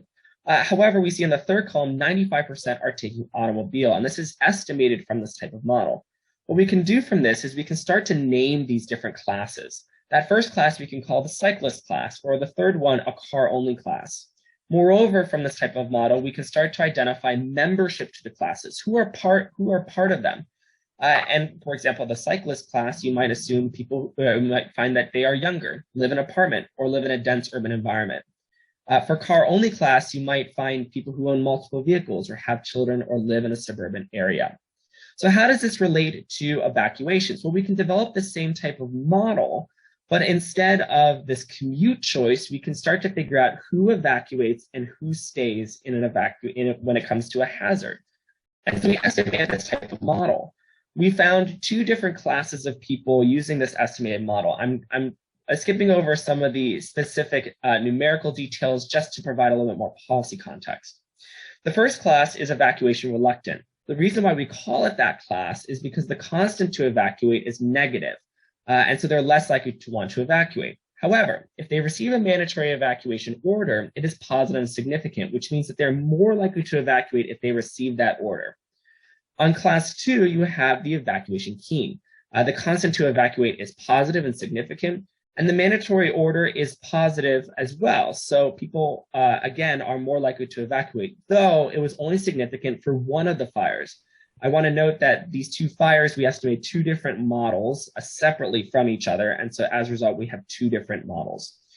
Now, when we look at the class membership for the evacuation reluctant class, you notice that for both fires, people who have experienced wildfires are more likely to be evacuation reluctant.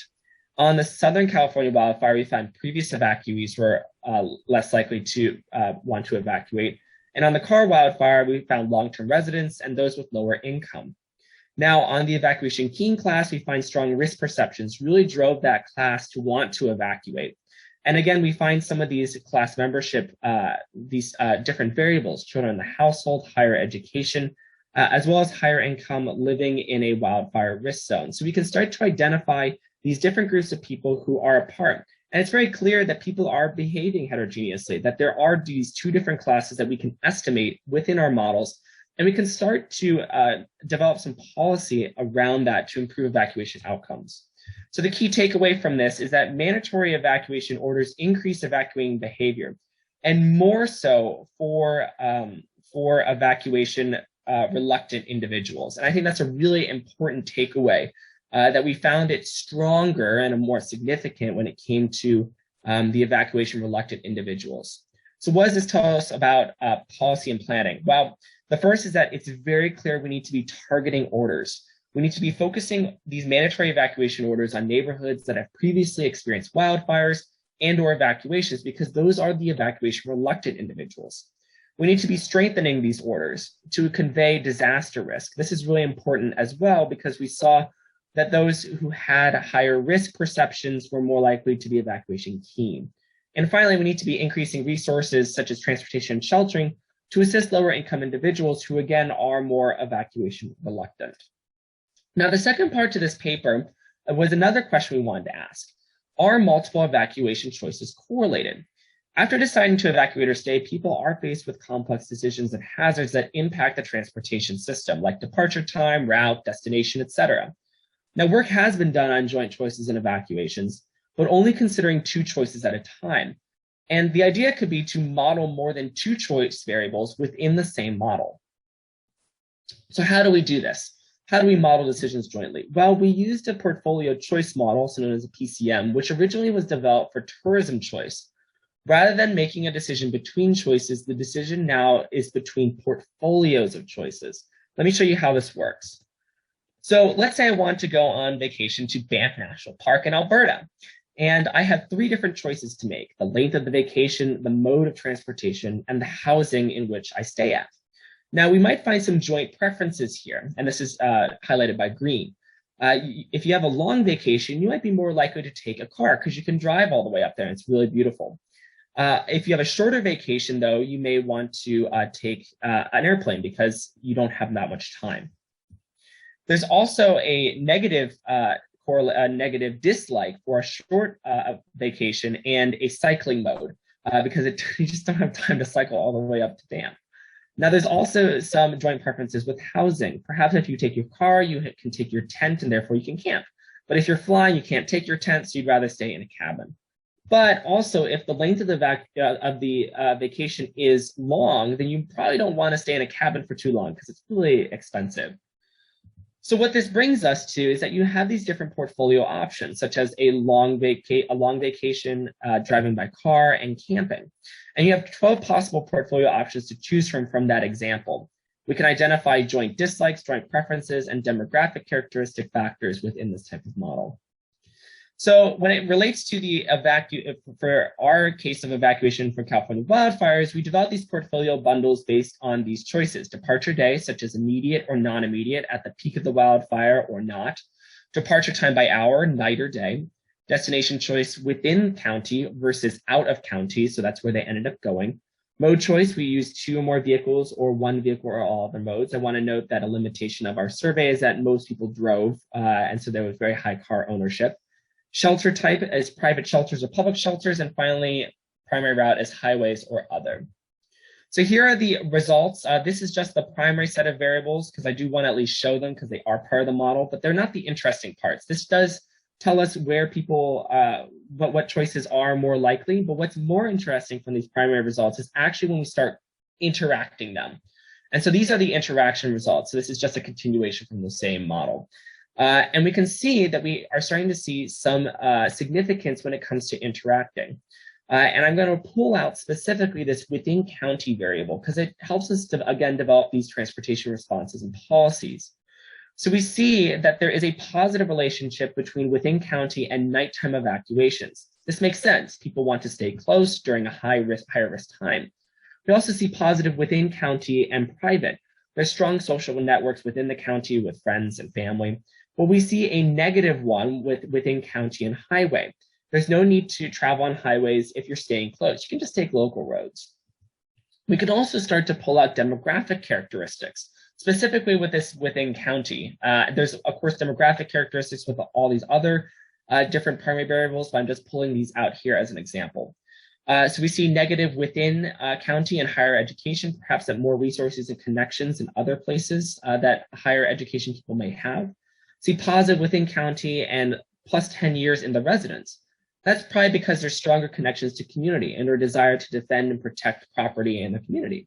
And the negative is within county and Thomas Fire. Now, the Thomas Fire was only part of the Southern California wildfires.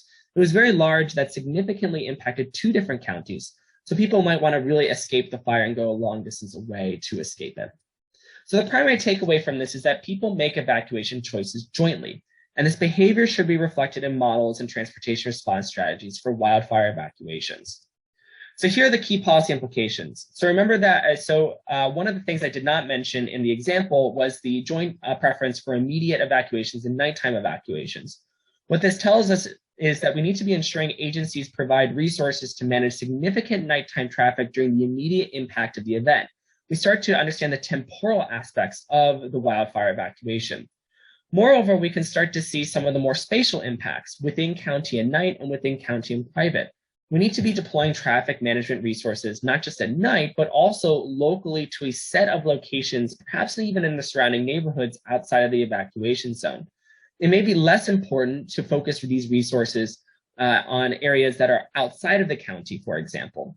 And that really places a lot of burden on local resources, which again makes it very difficult, especially if they're resource strapped. And finally, within county and highway is negative preference. And that means really employing strategies for significant traffic on local roads in a wildfire evacuation first to assist these short distance evacuees. So the takeaway here is, again, really hyper-localized impacts of traffic and congestion on the transportation network and the system. And we need to have these resources and strategies available to address that. Here's just a few of the other joint choice modeling research that we developed in using some of the same data as well as data from Hurricane Irma. I just want to point that out as well. And the conclusions of this work is first that wildfires are distinct hazards that require specialized transportation responses and strategies to facilitate these evacuations. From our research, we found that behavior from evacuations identified key groups for targeting mandatory evacuation orders. And this can assist in the evacuation process to, again, improve compliance to mandatory evacuation orders. Next is that joint behavior indicated that more transportation resources are needed immediately at the peak of the wildfire, at night within county and on local roads. And finally, this research really does show that we can leverage these empirically driven approaches and data with direct application to practice, policy, and society. But I do want to stress that more needs to be done in this. Just a few acknowledgements on the specific research project. Thank you to the state of California for providing funding for this through Senate Bill 1, as well as the public transportation account. Again, my co-authors, thank you to them, Jacquelyn Broder, Susan Shaheen, and Joan Walker. I also want to thank the National Science Foundation, Federal Highways Administration, as well as a number of institutes for their support. UC Berkeley ITS, UC ITS, and the Transportation Sustainability Research Center. And finally, the survey distribution to the many, thank you to the many California agencies and organizations. Before I go, I have a few new works and updates that could also be interesting for some of you on this call, and I want to provide it for you. First, we just released a new playbook on COVID-19 and evacuations called Double the Trouble. And we intend this to be directly used by agencies, both local and state, to prepare for evacuations during COVID-19. Shares recent lessons learned, as well as provides a series of actionable checklists to address COVID-19 and a compounding disaster. Second, we do have a new paper that is also out on combining traffic models and behavior. You know, I mentioned a number of the ideas of how to, we need hyper-localized solutions and strategies based on this behavior, and this is the paper that starts to address some of those strategies and focusing on resource-strapped agencies that need empirically based tools to plan evacuations. We found the most effective strategies to reduce the number of evacuating vehicles, increase GPS-based rerouting, and planning phased evacuations, specifically within this hyper-localized boundary of the evacuation zone. And finally, just an update. Some of you know on the call, I am an incoming assistant professor at the University of Alberta. I'll be starting in October 2021. I'll be researching a lot of the same areas, including resilient transportation, low carbon transportation, and travel behavior. I'll also be starting up a new group called the Resilient and Sustainable Mobility and Evacuation Group. And you can sign up for updates for that from our research at the link as well as a QR code. And then this is my shameless plug, because I always like to provide this, is I am looking for highly qualified master's and PhD students to start in fall of 2022. If you're interested or know someone who's interested, please share this with them, and you can email me at my email, which will be also provided in the chat along with all the other presenters' emails as well. So with that, I will stop there. I have about 5, 6, 7 minutes for questions and answers. I'd be happy to take them. And again, the paper link is here. So if you have questions, please put them in the chat. That would be most helpful, and then I can go ahead and answer them. Thank you so much.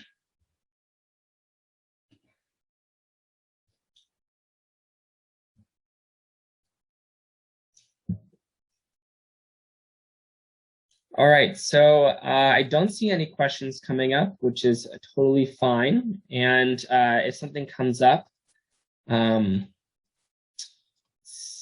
can see if there's anything coming up, how much workload will be on the data collection. So yeah, it was a lot of work. It's a lot of work to do that. One of the things that we decided to do in our data collection is we wanted to work directly with agencies rather than producing this apart from them. And so we asked them to help distribute the survey. So actually a lot of the workload came in conversing with agencies on distributing the survey to a wide population.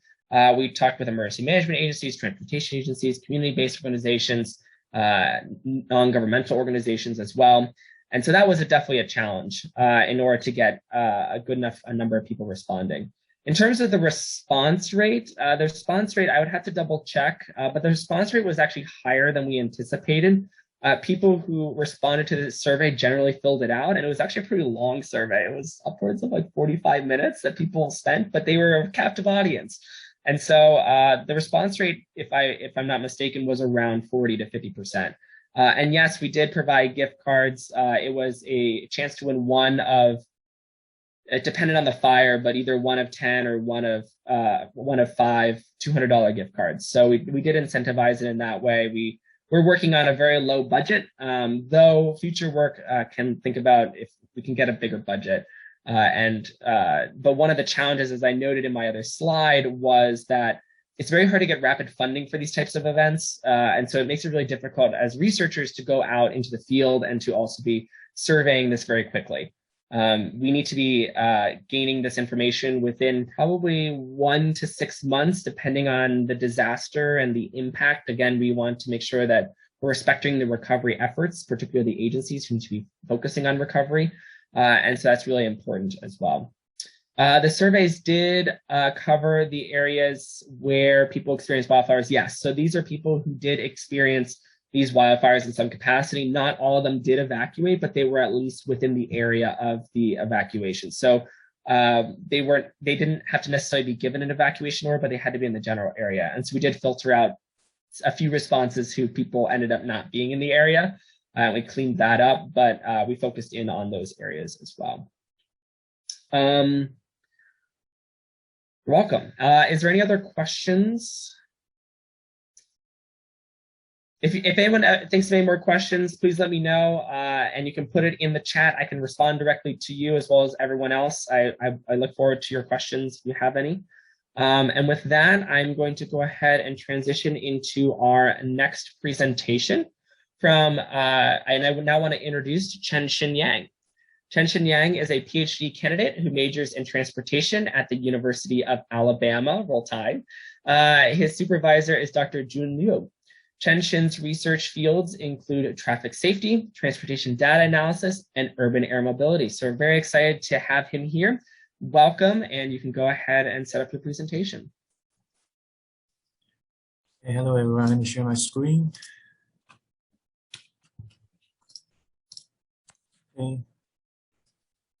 Okay, let's get started. Great, thank you.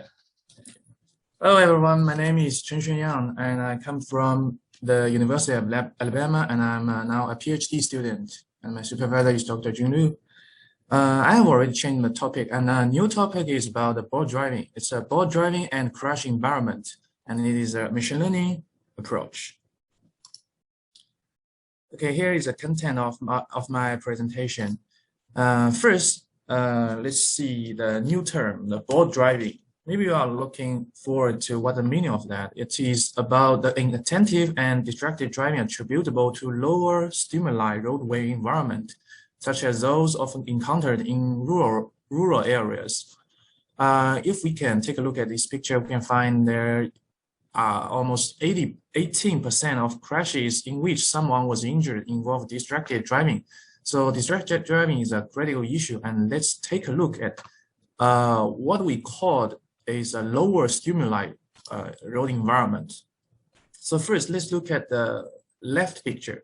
You can see the road environment is very simple, which we said there is a non-transversable median on the road, and it can secure the driver's. And then we can see there are fewer roadside entrance. We can also say the access points on the roadside. So the drivers it also provide a much safer environment for drivers. So we call this the low stimuli roadway segments, and and the previous studies also show that the board driving is closely related to a low challenge and the low traffic and less complicated driving environment. But here in this study, we are trying to focus more on the environment that leads to the occurrence of board driving crashes. Actually, our hypothesis is that the environments of these two kind of things, the board driving behavior and the board driving crash, they are different. For example, for the board driving behavior, it's more likely to be occurred on a low challenge road. But the driver, because the road is simple, right? So the drivers has more opportunities or more space, more time to correct their distracted driving behavior. So this will not result in a crash. But when the road environment, the complexity of road environment increase a little bit, there may be less time or less space for them to correct their behavior, and then this will lead to a crash. Okay, now let's look at the data that we use in this study. So first, we have three data sources. The first is a statewide crash data set. It's from 2013 to 2018 in Georgia state. And next one is the road environment data from HPMS. However, these road environment data, we checked it and find some missing value, and some also informations are outdated. So we have to manually collect some road environments from the Google map. And after linking the data sets, we can find that the data, there are a total of 4,414 single vehicle crashes. Yeah, here we just focus on the single vehicle crashes. It's much more easier for us, and also the distracted driving, the single vehicle crash can be explained more by the result of the distracted driving behaviors. And the next is features. So first is about the demographics, such as the driver age and gender, and then the road geometry, road environment, and the weather and time. Maybe you have already noticed that it's only 160 board driving crashes we identified from the dataset. So, which means the data is severely imbalanced. So, since we need to use the machine learning model, a balanced training set is the guaranteeing of the performance of the machine learning model. So here we have to do the data balancing. There are a lot of methods to do so. Simply, briefly talking about this, is about two methods: is oversampling the minor class or undersampling the major class. However, both methods have their limitations. For example, for the oversampling technique, it will create a lot of fake data, which also will influence the distribution or maybe the original features for the minor class. So we have to solve this issue. And then the undersampling, although we have already undersampled the data to an acceptable level, but it will maybe evaluate on it may remove some important informations of the major class. So here we just combine these two techniques. For example, we first use a synthetic minority oversampling technique to oversample the data, and then we randomly undersample the data to acceptable level. So these three pictures show that we can see after the after smoke, we can see the minor class, although the number of minor class is enough, but we can see the distribution, or we can see the very weird distribution of these data. So after the random undersampling, we can find that the data becomes much more better. And next, let's take a look at the methodologies. We have we train three different machine learning models. First, and the most simplest, is a binary logistic regression. Here, we just use a binary logistic regression to come up with a baseline so that we can measure or compare the performance of the other two machine learning model, more advanced machine learning models. And the other two models are random forest and data boost. Here, I just gave a brief introduction of them. So first, it's about the random forest. So maybe some of you know something about the methodology of the random forest or algorithm of that. Actually, it can train a lot of trees just come to the forest each tree have the subset from the whole data set.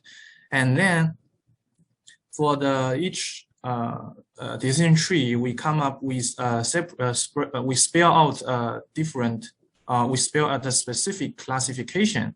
And after we train all of the trees, we will do a majority voting to come up with the final prediction result. For example, let's take a look at this picture. If there are 2 class B and 1 class A, then we say the predicting result is class B.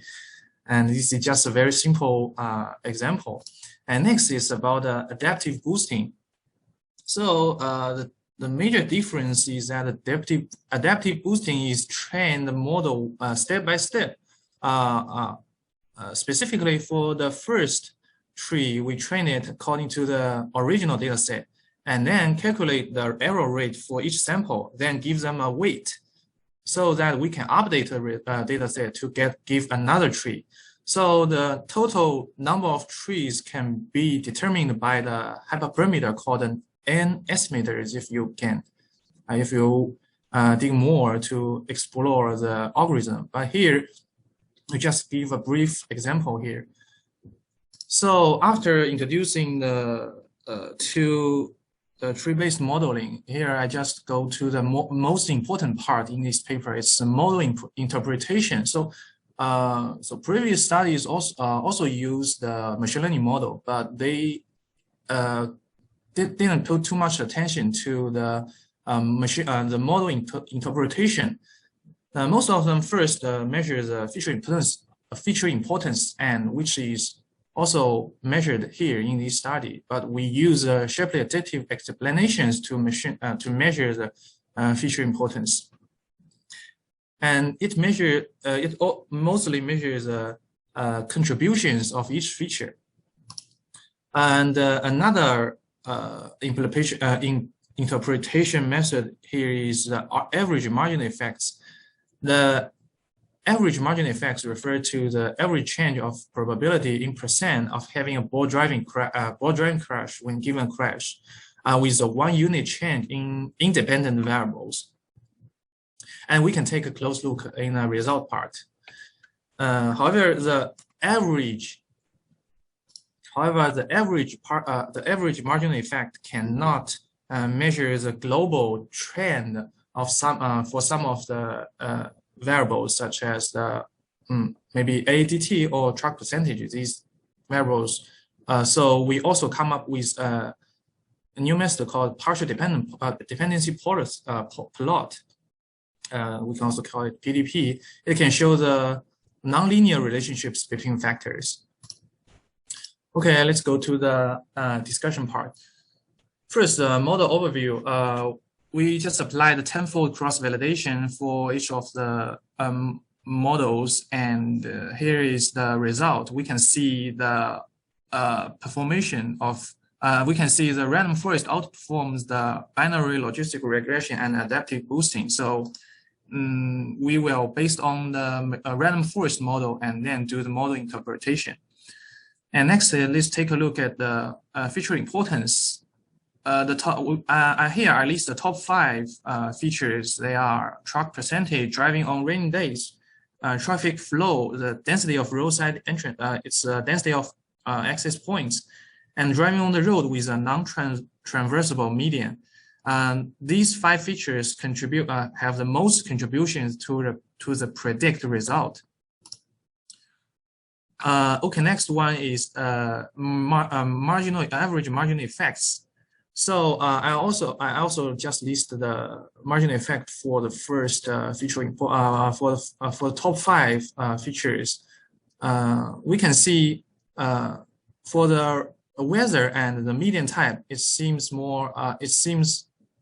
makes sense, because a rainy day would decrease the probability of ball driving crash, because drivers maybe pay more attention when the weather is bad, right? Or drivers will.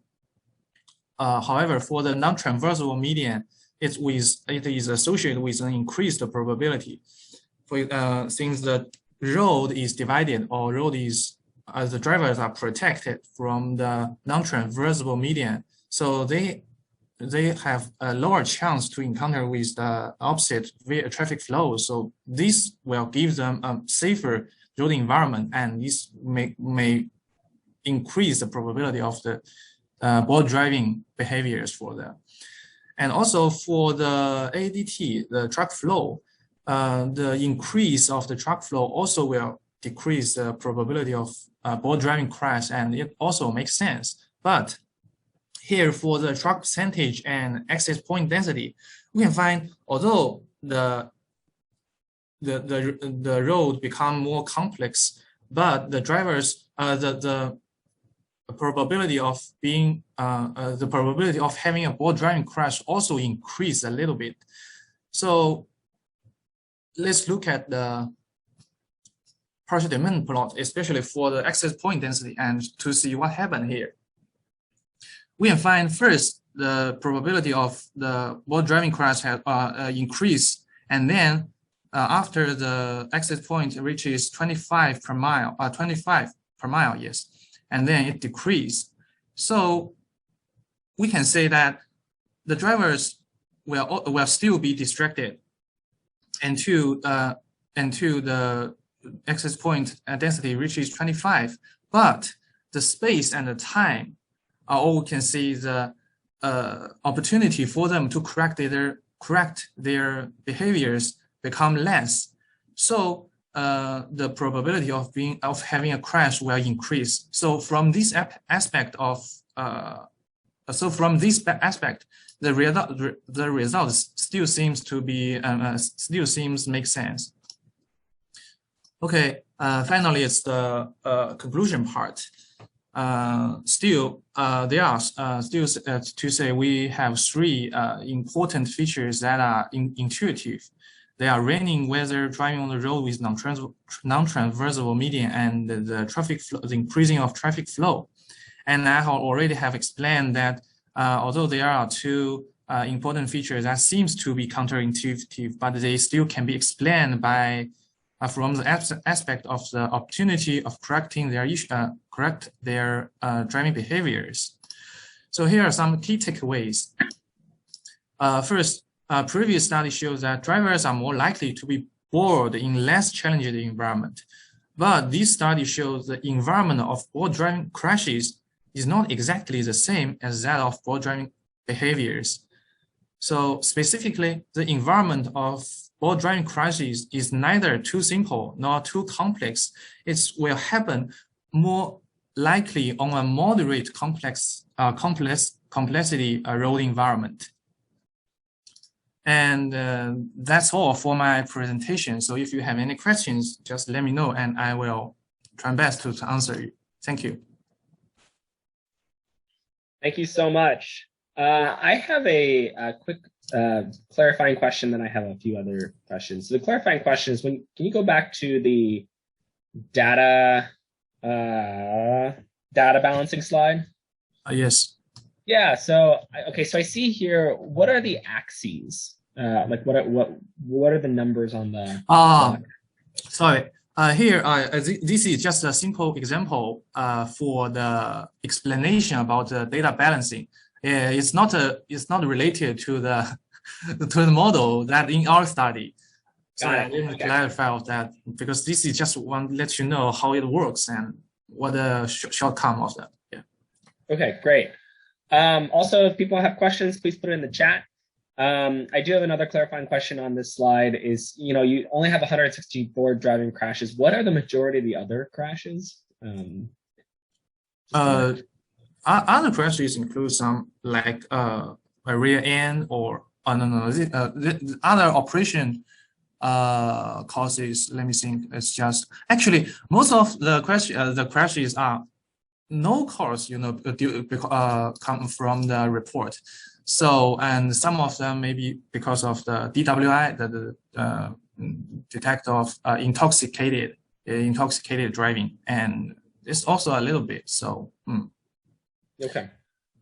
So, now that you've run the model, I think a question, particularly for this track, is well, what's the policy? What's the practice? And so, what can we tell about practitioners? What can we tell practitioners about this using this work? And is it an infrastructure design change? And then also, does that design change conflict with other types of crashes that exist and the safety? Yes.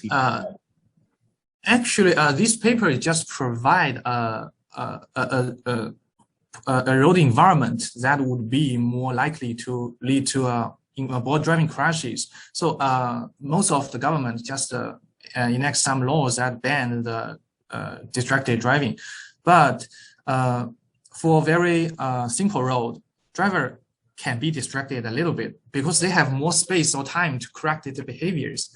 But for some road, the government or the practitioners need to give some notice or some messages to tell the driver. So on this road, or during this road environment or roadways, it is more severe. The result will be more severe for them if they distracted on such a roadway. So this is maybe key findings from this paper. Yes. So it's not necessarily an infrastructure. Oh, go ahead. Yes, thank you, Chenxuan, for that. I mean, I want to just add something there. It's like probably we already have some basic understanding about the environment that lead to the distracted driving or bored driving in our research. We already have those. We already know that from literature, and we were trying to confirm where the environment of having the bored driving behaviors or the environment of having the crashes related to bored driving in the same environment. And our findings show that they do not exactly overlap. So that means, some of the efforts then trying to reduce the bored driving behaviors may also need to think about some other environments that all those bored driving behaviors are more likely to lead to crashes. So, I mean, we kind of, Chenxuan explained a little bit at the beginning, it's like some environments, we know the bored driving happens a lot, but drivers can correct their behaviors without getting into trouble because there's no other vehicles on the road and the road is quite wide. That is also the reason why people can be bored or distracted, inattentive. But some other, context is like, drivers still got distracted or inattentive some way. For some reason, we still have no idea. But those environments, there are other objects on the road and drivers, they did not have the time and space to correct the behavior before getting into the collision. Great. That was very helpful in terms of explanation. Mm-hmm. Is there, I just want to make sure, check the chat if there's any other questions.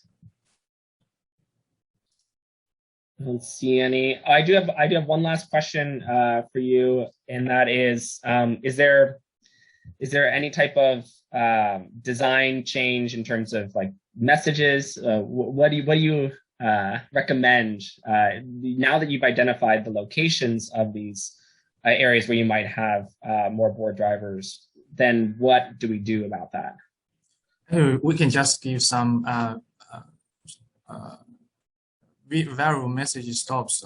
So we can just change the location of the notice of the message to inform the drivers, especially on the roadways that for the messages, we can just simply say, do not distract, do not use your phone, sort of things. Or we can just use some kind of apps to help them. Or Google Maps can use some maps, can add in some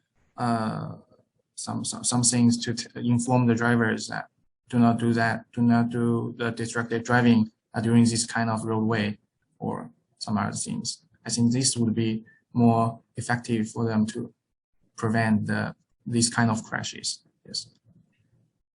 Great. Thank you.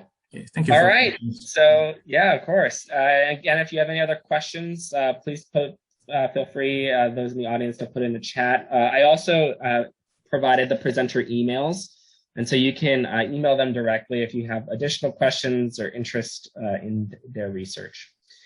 All right, so we're going to move on into our next presentation. So I now want to introduce Dr. Natalia Zuniga-Garcia, who earned her PhD in Transportation Engineering from the University of Texas at Austin in December 2020.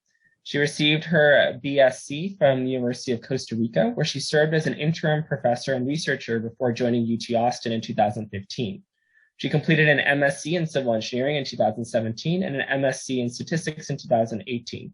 She has interest in data analytics and machine learning applications in transportation, and her expertise areas include traffic safety, public transportation systems, and emerging mobility services. Welcome.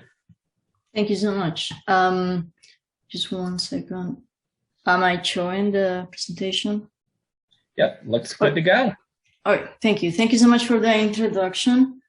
Today I'm going to present a work titled Predicting Pedestrian Crashes, Occurrences, and Injury Severities in Texas using tree-based machine learning models. The other authors in these papers are also both Zhao, Lu Qing, and Dr. Kara Kockelman. And it's a slight change of the topic, but still related to what the last presentation was in terms of the methods we use and in terms of the whole idea of this, of safety.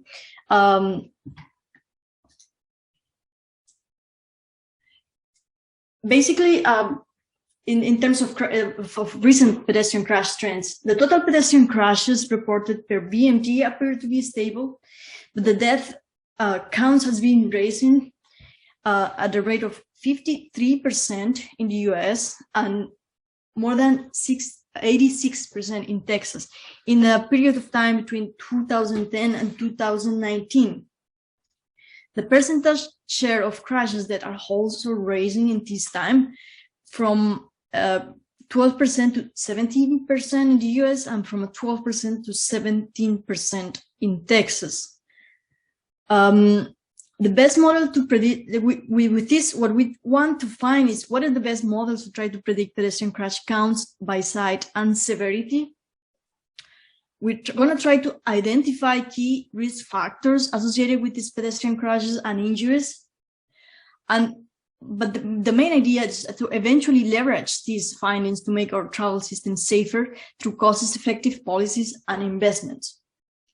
And to do this, to achieve our goals, we're going to use a series of different data sources, and the main one is called CRIS, which is a text.crash records information system, and it collects police report crashes. So it's recorded crashes only, has that limitation, but still is the most comprehensive data source that the state has. It has over 5.6 million police recorded crashes in the period of 2010 and 2019, among which about 78,000 involved pedestrian crashes.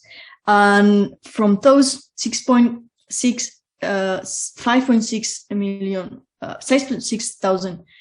pedestrians died in this period. But in addition to this data, within this data, where we're going to use is like the crash type, the injury severity, the location type, road geometry, and all these variables, but also the vehicle and the person characteristics. But in addition to this data, we have roadway details such as link design attributes, AADT, BMT, geometry, use land use like population and job density, and then other sources such as annual rainfall, distance to nearest school, number of transit stops, among all those other. And we're going to use tree-based machine learning models. We all have seen decision tree in the past. They're very simple, very intuitive, but they're not as accurate as other complex methods. If there was a way to generate a very large number of trees and average out their solution, then the answer is going to be more close to the true answer. So this is what these tree-based machine learning models do. By aggregating many decision trees, tree-based methods can substantially improve the predictive performance of standard singular decision tree. In this study, we're going to use 4 methods. The first one is random forest, and the other 3 are boosting-based methods. Random forest, as described in the previous presentation, they're a collection of decision trees with a single aggregated result, while boosting methods differ from random forest in the way that the decision tree is built and in the way it combines the results. So random forests build trees independently, and as we saw in the last presentation, they combine the results at the end, while boosting methods build the tree in a stage-wise manner.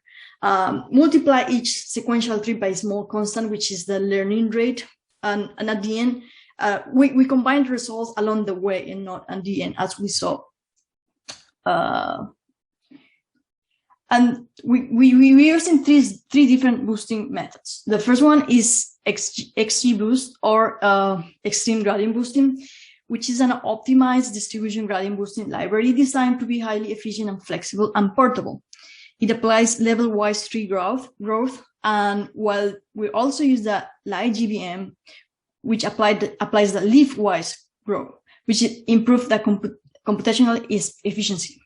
And lastly, we use the XBART, which stands for Accelerated Bayesian Additive Trees, which is similarly to the ones I described before. It's also a boosting method, but instead of using a learning rate when you grow in the trees, it uses a Bayesian prior, which improves the estimation, but it has a higher computational cost.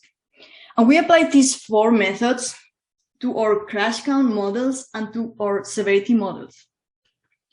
The methodology we use includes the first step includes that we split the data into train and test data sets, the pedestrian crash data set, and then we feed the models, the 4 models I mentioned before, and we evaluate the models. So the crash occurrence models, we evaluate values such as the root mean square error and the R-square, but the crash severity is more of the classification model, so we use F1 score, ROC, and model margins.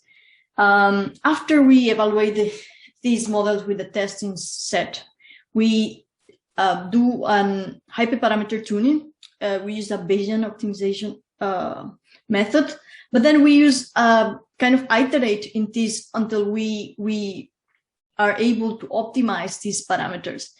We feed the model again, evaluate and optimize, and at the end, when we are with the most optimal hyperparameters, we do a sensitivity analysis, similar to what we saw in the last presentation, where you want to see what is the impact of each independent variable. I'm going to talk about this in the results, but the first set of models is a pedestrian crash models, pedestrian crash count models. For this, we're using more than 70,000 segments of 0.43 miles, which includes about 81-mile standard deviation, along with 25 independent variables and 2 dependent variables, which is the total number of crashes and the fatal crashes counts. So each of the crashes that we found from the database that I just mentioned it's mapped into one of the segments across Texas, and we have the description of these segments and how other variables include. So we use that in the model. One important thing to mention is that it's highly unbalanced data. Only 4% of those segments have pedestrian crashes, as the rate of pedestrian crashes across the state is low in terms of, if you compare across all the miles that we have in the roadway, and only 0.5 have fatal pedestrian crashes. The first I want to show the overall model performance in terms of R-square, run square, and computational time. We can see that the light GVM has the best in predicting total pedestrian crash, but 4 of them are reasonable. Random forest and light GVM have best in predicting the fatal crashes. Overall, the light GVM is the fastest one, which is approximately 10 to 200 times faster than extreme BART, which is, as I mentioned before, one of the advantages of using this light GVM method. Light GVM seems to be the winner across those metrics. And now I want to show more on the sensitivity analysis on how how are the variables influencing the model. Sometimes it's very difficult to understand the outcomes of a machine learning model unless you do something like this. So what we're doing is basically for each of the variables that we are studying, we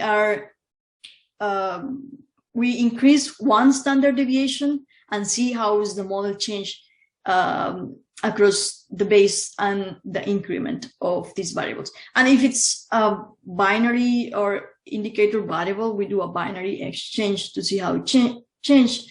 And the results look something like this, where we have the variables. If we have a negative, it's a positive impact on pedestrian safety, because it means an increment in certain variable decrease the expected number of crashes in an area.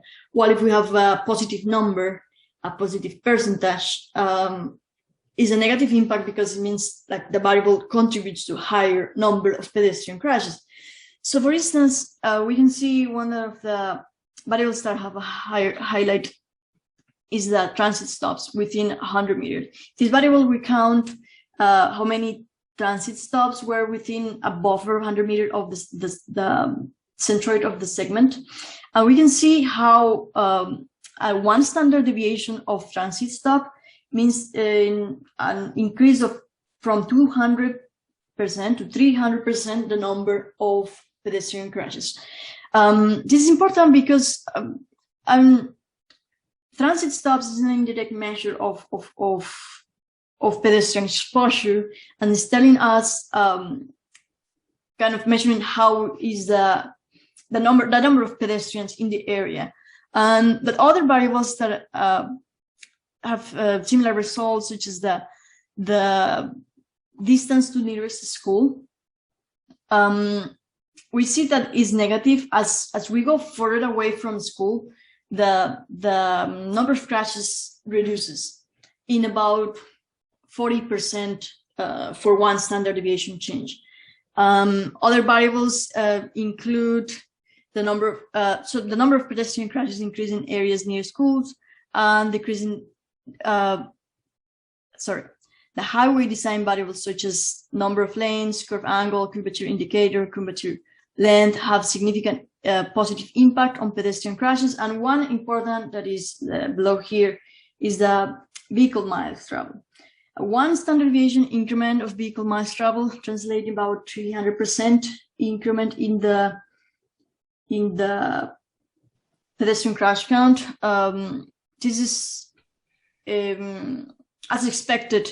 We have more vehicles in the area. It is expected that we have higher number of crashes. What we found out is that using one standard deviation for this variable in specific was not very realistic. So we use in terms of the capacity. So we use, instead of one standard deviation, we double the BMT for each of the segment, but we still have an 50% increments, which is still significant in the model. So that's in terms of pedestrian crash count model, but we also model the severity of these crashes with these methods. So severity levels include an ordinal classification from 0 to 4, where 0 is not injured, possible injured, not incapacitating, injury, suspect, serious injury, and killed. So the main issue with modeling this using the machine learning models is that it needs to have classification, an order level. So for instance, in other studies, what we have used is an order probability or order logic model. In order to make these methods applicable in this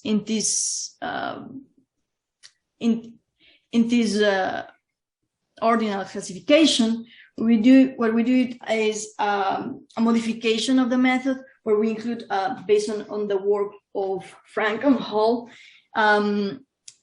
we provide a classification for each of the severity levels, and based on that, we're able to kind of adapt each of the method to this injury severity level.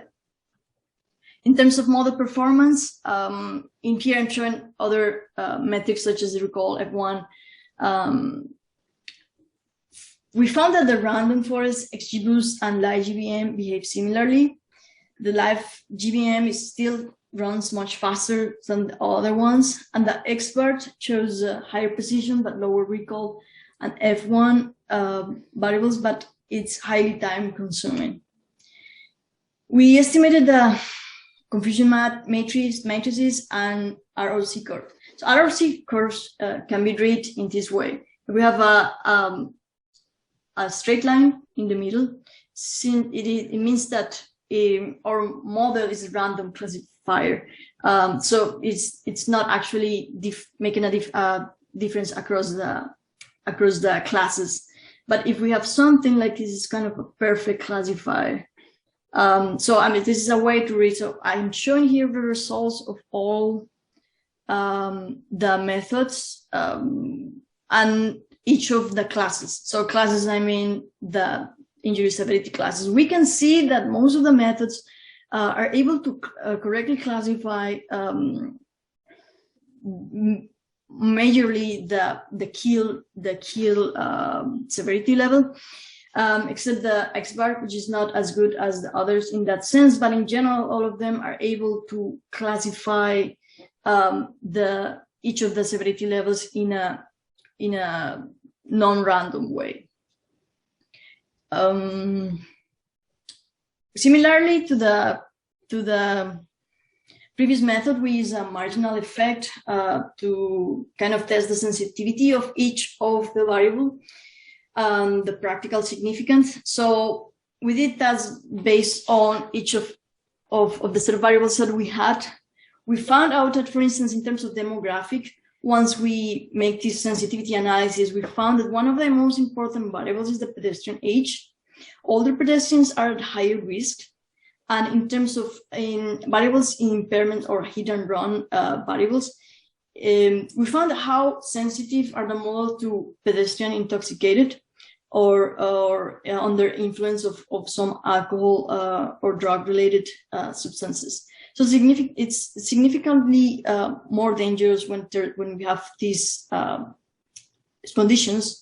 And similarly, when we take a look at into design feature, the speed limit also it's likely to cause more severe injuries.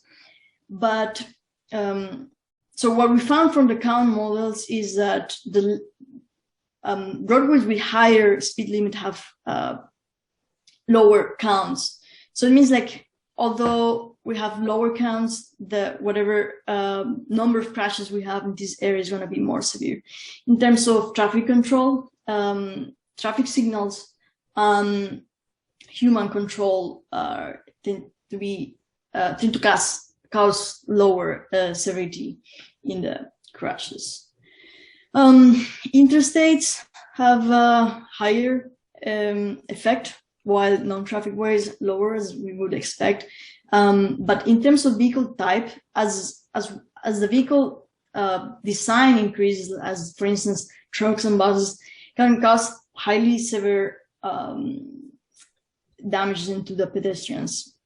In terms of more environmental factors, we found out that nights are more dangerous in terms of severity, and daylights during the daylight can significantly impact how a pedestrian is injured. But overall, what other factors can affect? So we found that more aggressive vehicle designs can have an impact, and we've seen this how over the years most of the vehicles are increasing their designs, and like we wonder how much of these changes in design across the year will impact pedestrian severity.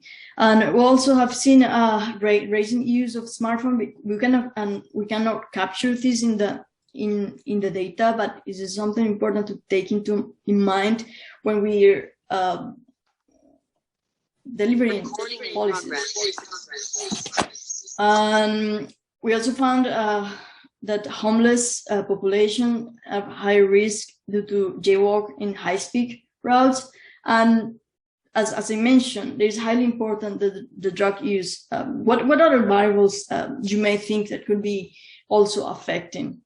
In terms of summary and conclusions, we saw that the light GBM performed best in fast, accurate, and random forests notably better in fatal pedestrian crashes.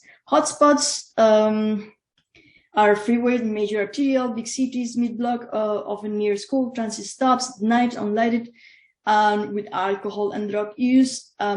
Use of light-duty vehicle significantly increased the severity, injury, and death of pedestrians. And as I mentioned, intoxicated and older pedestrians are at greater risk. With this, and the main idea of doing all this analysis is to provide benefit-cost analysis, where we are able to develop policies to suggest investments and other practices can improve and provide safer routes for pedestrians. With this, I want to thank your attention. There are more papers in pedestrian safety and safety in general in the Dr. Kockelman website, so feel free to take a look at that. And if you have any question or suggestion, I'll be happy to answer either it's here or by email. Thank you so much. Thank you so much for that. And we'll see if we have some questions come up in the chat. Again, please provide your questions in the chat and we can get those answered. I have a few to start with. So you had a lot of data sources, which is great, to pulling them all in and providing that that really well-rounded perspective. But I'm curious, what were some of the challenges with processing that data? Because that must have been really challenging. Yes, thank you for that question. Let me just go back I think here, I just want to show how the roadway network looks in Texas. So I think one of the main challenge has been not only in this project, but also as we move forward is the location of the crashes. So in the database, each crash has a latitude and longitude coordinate.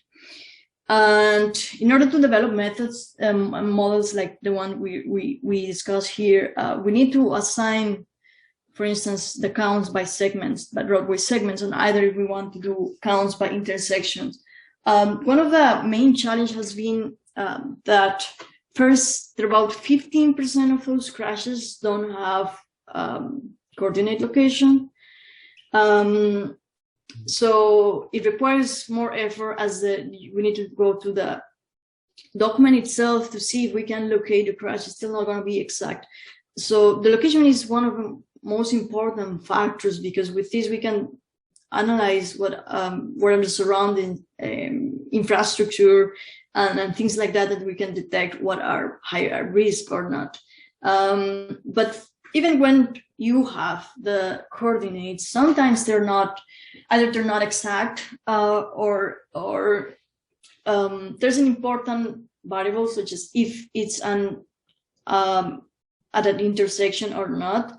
And we have seen some disparities, whether like how the police is recording this, what is the true meaning of what if a crash is an intersection. So for instance, the true meaning if it's the crash was within the square of the intersection, not nearby, or it has to be within this inside. But the police, 80% of the times, if the crash is nearby the intersection, then they mark this. It makes it difficult for us to understand if this is actual intersection crash or not, as we move forward to do analysis at the intersection level and things like that. So it has several challenges, and I think the greatest one is the crash location. Mm-hmm. Yeah.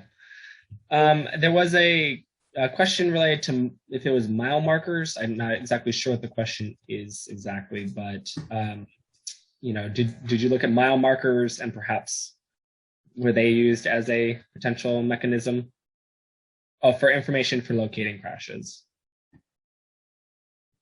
What do you mean with mile marker, June?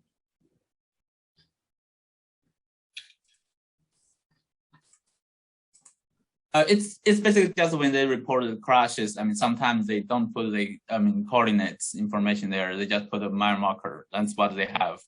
So sometimes we have to retrieve the locations by the mile markers. Yes, exactly. Or even sometimes there's like the description, and then that's going to be, because each crash is attached document that has all the information with more detailed non-standard data. So that's another option. Well, I actually have a question I don't want to type. Is well, I personally like machine learning methods, and our team is also doing that. But sometimes I feel like, well, are we really improving or changing our previous understanding about those relationships between all those factors? So do you have any new findings based on your, what you have done? The correlates of those pedestrian crash frequencies of severities. In terms of using the methods. It's not methods. It's like we know intersections that more danger than other locations like that. Also the people who are older are more likely to get injured in a crash. That's just a positive relationship.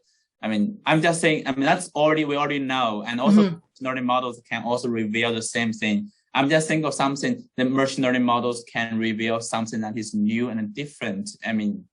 Probably change our previous, understanding. Yeah, I see the question. Yeah, definitely. That's a great question. One of the things that we try to do. So there are several methods that have been used in the past, like negative binomial for developing count numbers, for instance. Both, if we actually run these same results with a negative binomial, and as you said, there's not much of a difference when we analyze what is the effect of each variable, for instance. But I think one of the advantages of using machine learning versus some of the traditional methods is in terms of how the accuracy can be improved. So as I mentioned, at the end of the day, what we want to do with this analysis is provide cost analysis, benefit cost analysis. And in order to do that, we need to be able to accurately estimate what is the expected number of crashes in a road segment in a specific, like let's say in Austin. So we want to run a model that is able to capture as accurate as possible of the variables from the data to predict this number of crashes. And I think that's the advantage of using machine learning model versus other models, and not in terms of discovering new effects, but in terms of how can you improve the accuracy of your prediction in this, like I said, in this specific section that you wanna do the benefit cost analysis. So that's one of the main reasons why we're trying some of the different methods. And we saw in literature there are very few works that have kind of more compare methods, different machine learning methods across this type of data. So we thought, I think that's one of the main contributions of this work in terms of. Yes, thank you. I agree with you. I just want to add something there. It's I feel like, the advantage of using machine learning is like we can get rid of some other data processing procedures. What I mean this is like the multi-collinearity. We have to test it. Make sure there is minimal collinearity between variables before using those regression models. But the machine learning models, I believe that they can handle them. They can understand what factors they are contributing to the respondents variables in the same way, so they can kind of handle that automatically. They can. And that's why they are. They say it's more advanced. And so, because if we don't address those issues using regression models, then the regression model will give us some biased estimation. We see that or not. But with machine learning models, somehow, we can skip that process of addressing those collinearity issues. Yes, exactly. I think that's one of the great advantages of trying to implement these methods. But of course, I think it also has disadvantages in the sense of how more in a practical way, like an agency trying to apply this, it becomes more difficult to not only apply but understand the methods itself. But it has its advantages, and I think this is a very good first step to kind of investigate other methods. How can we actually improve the predictions? Great, thank you. That was a great discussion.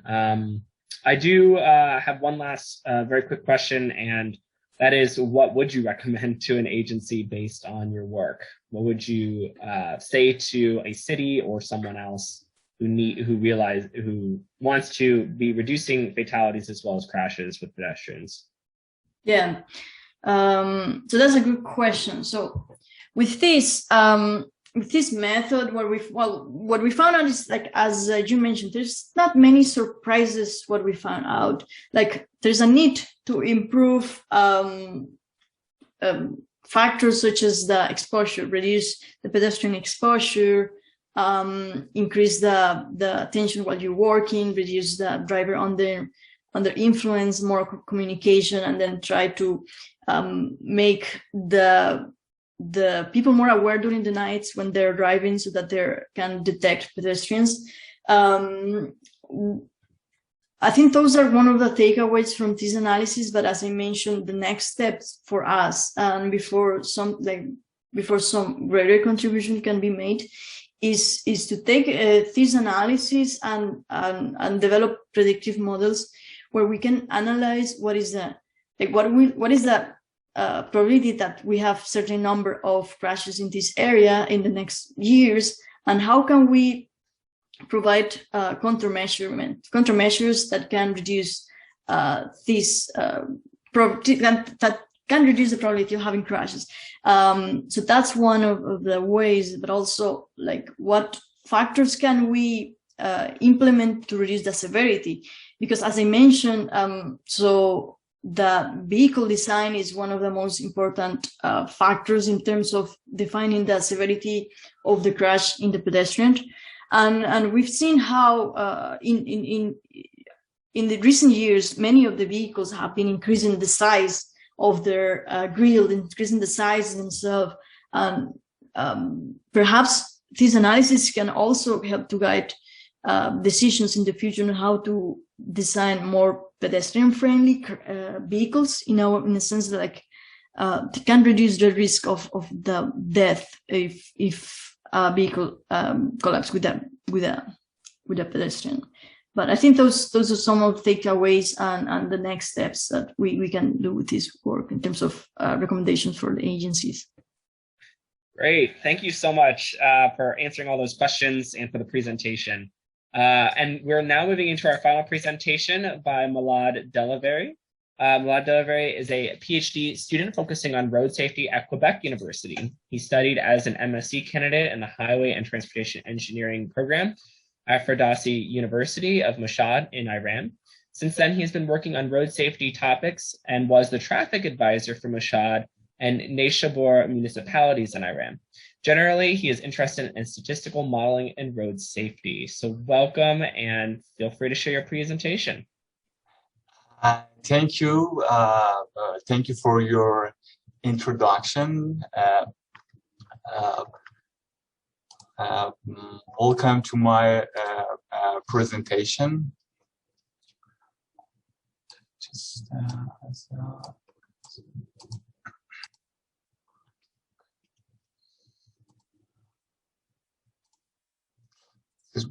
Welcome to my presentation. My name is Milad Delavary. Today, I'm gonna present a paper about two types of intervention: increased fuel costs and correcting devaluation changes as economical factors on changing the number of vehicles and traffic violations in Iran. Also, Zahra Ghayeninezhad and Martin Lavallière, as you can see their affiliation here, working in the University of Quebec in Canada, helped me for this paper and this presentation. So, first of all, let's go to know the issues regarding the mortalities and injuries in Iran. Road collisions in Iran are really one of the factors that nowadays we can say it's one of the main important in deaths in Iran. For example, from 20 March 2020 to 20 March 2021, almost 15,396 road deaths happened, which these are for 1 year, and equal to 18.6 people per 100,000 people. So it's really big, a lot in just in Iran when you compare it to other countries and even middle income countries. Although road death growth rate we have -9%, but it is high. And the gender distribution here is 17.5% for women and 82.5% for men. And also, road injuries are one of the other subjects in Iran, which count just for 1 year 276,771 people. We had injuries in Iran on road, which count 333 almost people per 100,000 people. But hopefully road injury growth rate is -20 during the last year. So it's really good news for road injuries, but still the government should do a lot for the reduction. And gender distribution is 25% for women and 75% for men. What is the objective of this study? We want to know, as I said, the impact of fuel cost increasement and economical conditions on traffic volume and traffic offenses as safety surrogate measures. We use this kind of methodology for our studies, including data collection, change point detection, and train and seasonal tests and thermal modeling. For data collection, we use the data of legal medicines of Iran and also the Iranian road maintenance from March 2011 to October 2019. We use traffic offenses and volume from March, as I said, 2011 to October 2019.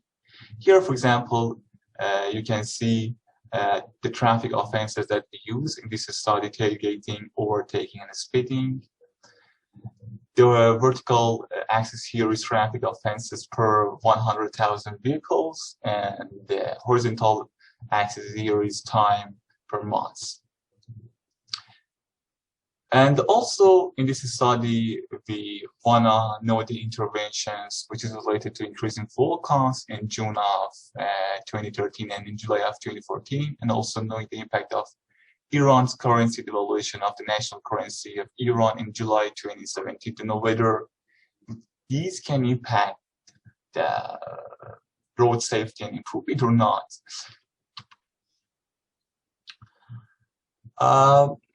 We have a lot of studies that works on interventional analysis in road safety. For example, Jones with his co-authors work on law related to U.S. child safety seats in U.S. in 2017 to know whether it can save the children's lives or not. And there is also that saving up to 39 children per year. So it's good news. And also you can see the authors, and these are only some of the studies that I just mentioned here as part of interventional analysis studies in road safety. For the methods that we use in this study, we use a statistical analysis including trend and seasonal tests like Mankindle for which is a non-parametric test for detecting trends in time series. And the null hypothesis of Mankindle is whether the time series are dependent and randomly ordered. So by rejecting the Mankindle test, we can notice that there is a trend in our time series. And also for the Cox-Stewart, it's belonging to non-parametric tests. And if the null hypothesis is rejected, so we can notice that there is a trend in our time series. And all of them are in package Kendall in our software, and also other packages which are related to time series. You can find these kind of tests in our software. Another methodology that we use here are related to seasonal autoregressive integrated moving average, abbreviated as Simon modeling. In Simon modeling, we wanna, the other name is interrupted time series analysis. We want to know the impact of intervention on the response variable. As you can see here, the formula. In this study, we use 4 types of intervention, including level shift, additive, temporary change, and delay level shift to know which kind of these intervention impact on our time series, including traffic offenses and volume. And what is here important is NT, which is our error, and we use it as Simon modeling with Box-Jenkins algorithm. The assumption of Box-Jenkins methods is stationary in mean for the time series. And we have 3 steps for this methodology. The first one, identification of the order of Simon, which is PDQ, capital PDQ for, and S, which is for season and stands for season.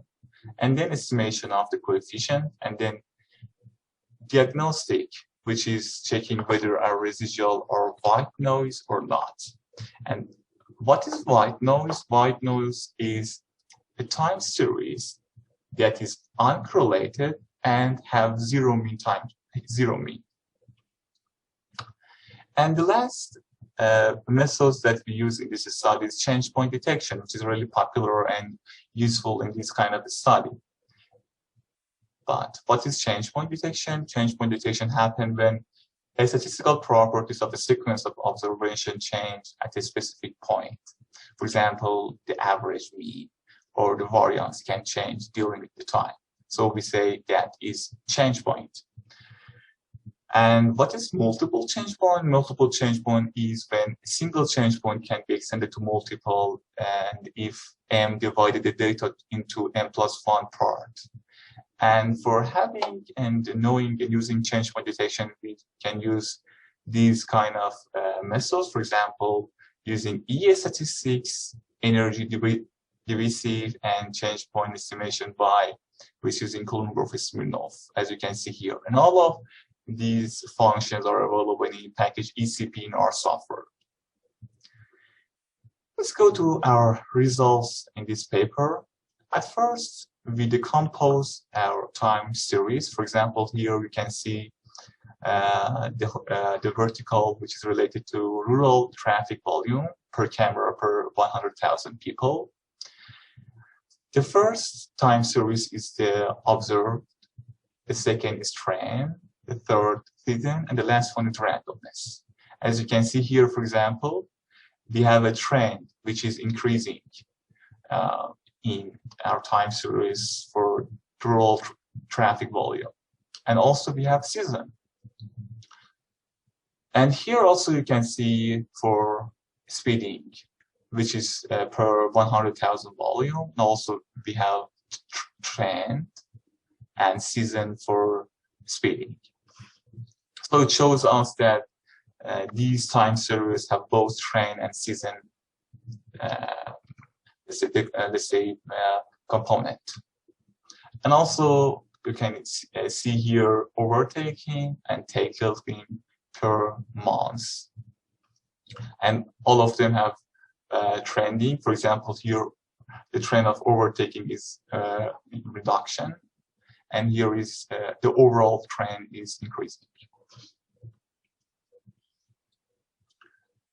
After our data description with decomposing, we want to use man-candle tests. Here, for example, you can see the vertical blue line here that shows our nut point for man-candle tests. And we use man-candle tests to know whether the trend of here, for example, overtaking time series per month can change before and after these nuts point which are related to man-candle tests. And here it shows that for the 23rd and the 16th point, as you can see here as a vertical blue line, before and after of these vertical line, the p-value change. So it shows us that, for example, before the first vertical line and after the second one, yeah, we have the null hypothesis, which is randomness rejected. So we have a kind of trend. So before and after these vertical line, the trend changed, and these points are really close to our intervention, which I will tell you in later.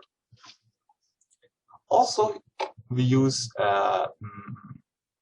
statistical tests like Bartlett tests, which the null hypothesis is randomness. And all of our time series, you can see here, for example, tailgating, overtaking, speeding, and volume. The null hypothesis rejected, so we have a trend here. And also for the non-parametric constant S2R, the null hypothesis rejected, so also here we have a trend for all of these time series. And for Kruskal-Wallis test and QS test, the null hypothesis, which is the seasonality, accepted. So here we have a seasonal. So let's say the trips, volumes, and traffic offenses, we have a seasonal pattern like weekly or monthly here. And also for knowing the quantity of the intervention, we use interrupted time series. And here you can see that, for example, and these are related to the first and the second increasing of full cost, and also the valuation of the currency, Iranian currency. So here you can see that, for example, increasing the full cost just impacts tailgating, overtaking, and speeding. And only devaluation of the currency, Iranian currencies, impact tailgating and overtaking. And also we use change point algorithms, like as you can see here, the 5 algorithms that we use here. And these are the points, the location, the change point location that detected with this algorithm. And as the conclusions, here you can see that, for example, these points, for example, 36 or 59, are really close to the increased fuel cost and increased traffic fines, which these methods detects. Or for tailgating, this point is near to increased fuel cost, and for the overtaking, near to increased fuel cost and increased traffic fines, and for speeding, near to increased fuel cost and traffic fines are detected with the current methodology for change point detection. Here I should mention a point for the traffic fines. This study doesn't focus on traffic fines, but my previous studies focus on traffic fines with using interrupted time series. And using change point detection can confirm our previous results on increasing traffic fines. Let's go to discuss and conclusion about whether increasing fuel costs can improve the road safety or not. Here the result shows that in general, there is no relation between increasing fuel costs and decreasing traffic offenses, including all of the traffic offenses, for example, tailgating, speeding, and overtaking. As you can remember in our results, for example, the second increasing fuel cost doesn't impact as the first one. So increasing fuel cost is not the only way. But traffic ticket fines, law enforcement, or even improving the educations can be a possible impact on improving road safety and reduction of traffic fines and volume assortment measures. It should be noted here that I should mention two limitations of my study. For example, traffic volume in this study is present per 100 people per camera, but the length of trips is not available in this study and in Iran, so we don't use it. And it should be mentioned that maybe these interventions, like increasing fuel costs, impact the length of trips, not the volume. For example, people trip, but the length of their trip is lower than the previous, but here we didn't have that. And also changes may associate to road user behavior. For example, increasing fuel costs can impact on the behavior of the drivers, and more cautious in driving and less speeding and tailgating offenses, for example. So more targeted data collection based on the individual characteristics is necessary. And in conclusion, change point detection and man-kindled tests for traffic offenses shows the burden of these violations was significantly reduced, but general decline in the number of overtaking speeding found, which is almost 24 and 13% reduction respectively. This happened to do just first increase in fuel cost, and as I mentioned, the second increase of fuel cost only reduced overtaking. So here we can see that although the first increasement of fuel costs impact overtaking and speeding, but the second just impact overtaking and doesn't have the similar as the first one. So increasing fuel costs cannot be the only way for improving roads in rural areas. And also there is no relevance between increasing transport costs like fuel costs and reducing traffic congestion and volume, and therefore improving road safety. So if you want to say, for example, increasing the transport costs, people can decrease the volume. No, it's not true. Maybe this happened for 1 or 2 months of the beginning of that enforcement, or let's say increasement of fuel costs, but after that, everything will be back to normal. Also, further studies should focus on the relationship between economical problems, like, as I said, increasing transport costs, and the psychological impact on traffic safety, to see why people may want to especially reduce their driving offenses when faced into economical problems. And also you can see the consensus and context of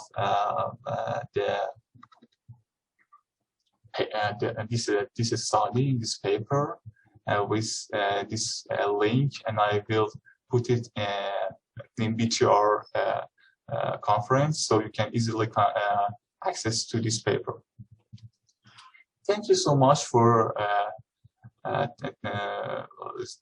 listening, and I'm here for your question. Wonderful. Thank you so much for that presentation. There's a lot important work, and also, yeah, feel free to provide the link to the paper. I think that could really help folks out. Great. So I have 2 questions. The first is related to policy, and I've been asking kind of everyone this because I think it's really important given the topic of our session, and it is really, how do we think about the recommendations that come out of your work in affecting policy and strategy, and what are kind of the more practical elements in which you can use your results to answer and improve safety? Yes.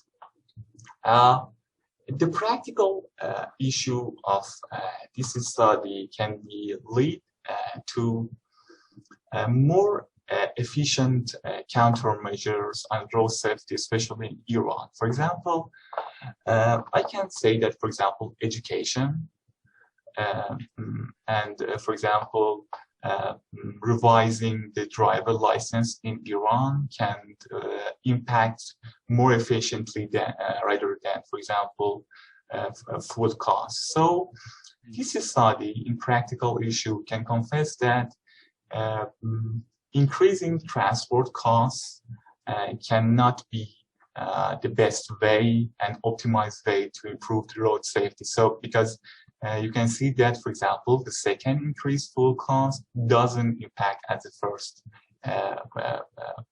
first one. So this study will shows the government and the agency that they should focus on other ways and to other solutions to improve the road safety, like, as I told you, for example, education and courses for improving the culture of driving and respect to laws in Iran, rather than just restrictions on, for example, increasing the cost, for example, like traffic offenses, traffic fines, or the fuel cost. Yeah, that's really helpful to know. You know, at one point near the end, also, if you have any questions, please feel free to post it in the chat, and I will make sure that they are answered. But I do have another question for you, and you kind of mentioned near the end on trying to get more targeted data, and that was something that you hope for future work. What is that targeted data? What does it look like? That's something I want to ask. Great. Time series is really hard to achieve, as for example, let's say in Iran, because these are recorded based on time and should have a rich data sets. For example, let's imagine that we have the length of tree or Evacuee for Iran. So, or other variables that recorded based on time, for example, economical factors like GDP or the unemployment rate, and these factors, if are available, so we can improve our results and show whether exactly the economical factors can impact on the behavior of drivers or not. And also, I think targeted data, especially the data resulted in the simulation and the laboratory area. Imagine that, for example, we face two drivers with economical problems, and we want to know whether it impacts in the simulation areas on his driving behaviors and the quality and facing to traffic offenses or not. So I think the target data should be focused maybe on economical factors, and we have other type of time series in economical factors. Okay, so we got a question, and I kind of have a similar question from the audience, and that is, what is really the rationale behind testing the relation between fuel costs and traffic offenses, or increased fuel costs? I guess it's the question of if increased fuel costs reduce vehicle miles or traffic offenses directly. So what's kind of the rationale behind it for choosing these economics rather than, you know, aspects of the design of roadways or the or other perhaps driver behavior, and specifically distraction, for example, or other things mentioned in these presentations? Yes. Thanks for this good question. I have to answer for this question. First of all, I remember some reports in Iran that say, okay, traffic fuel costs can improve the road safety.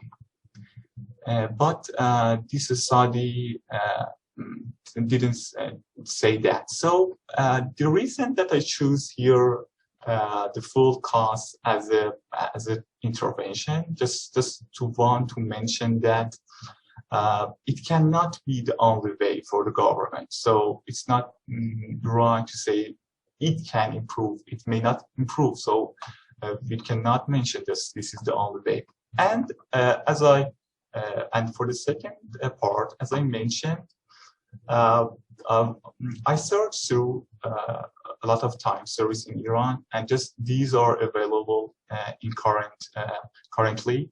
So yeah, I know we may have a lot of variables that we can use it as covariate, covariate here, but these are available, and just as another logical answer for this question. Based on my experience, I think the economical factors can impact temporarily on Iranian drivers, which is really obvious, and so I choose it for interventions.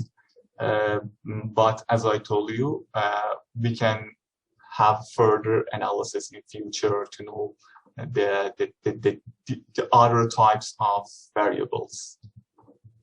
Yeah, I kind of understand. It's not necessarily an intervention. It's more of this is kind of what happened.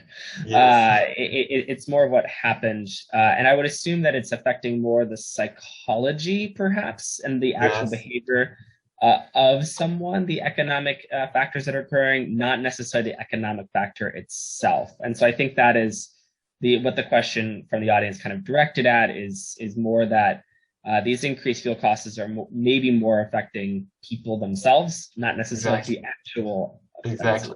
So it's just as they said, it's just a correlation. It might be masking what the actual effects are. So I think the encouragement is to dive maybe deeper into that psychology rather than necessarily the proxy itself. So, yes, sure. Great. Thank you so much for all the questions, everyone, and for this session. I'm going to close it out for what we have. Again, I just put in the chat again all the emails for the presenters.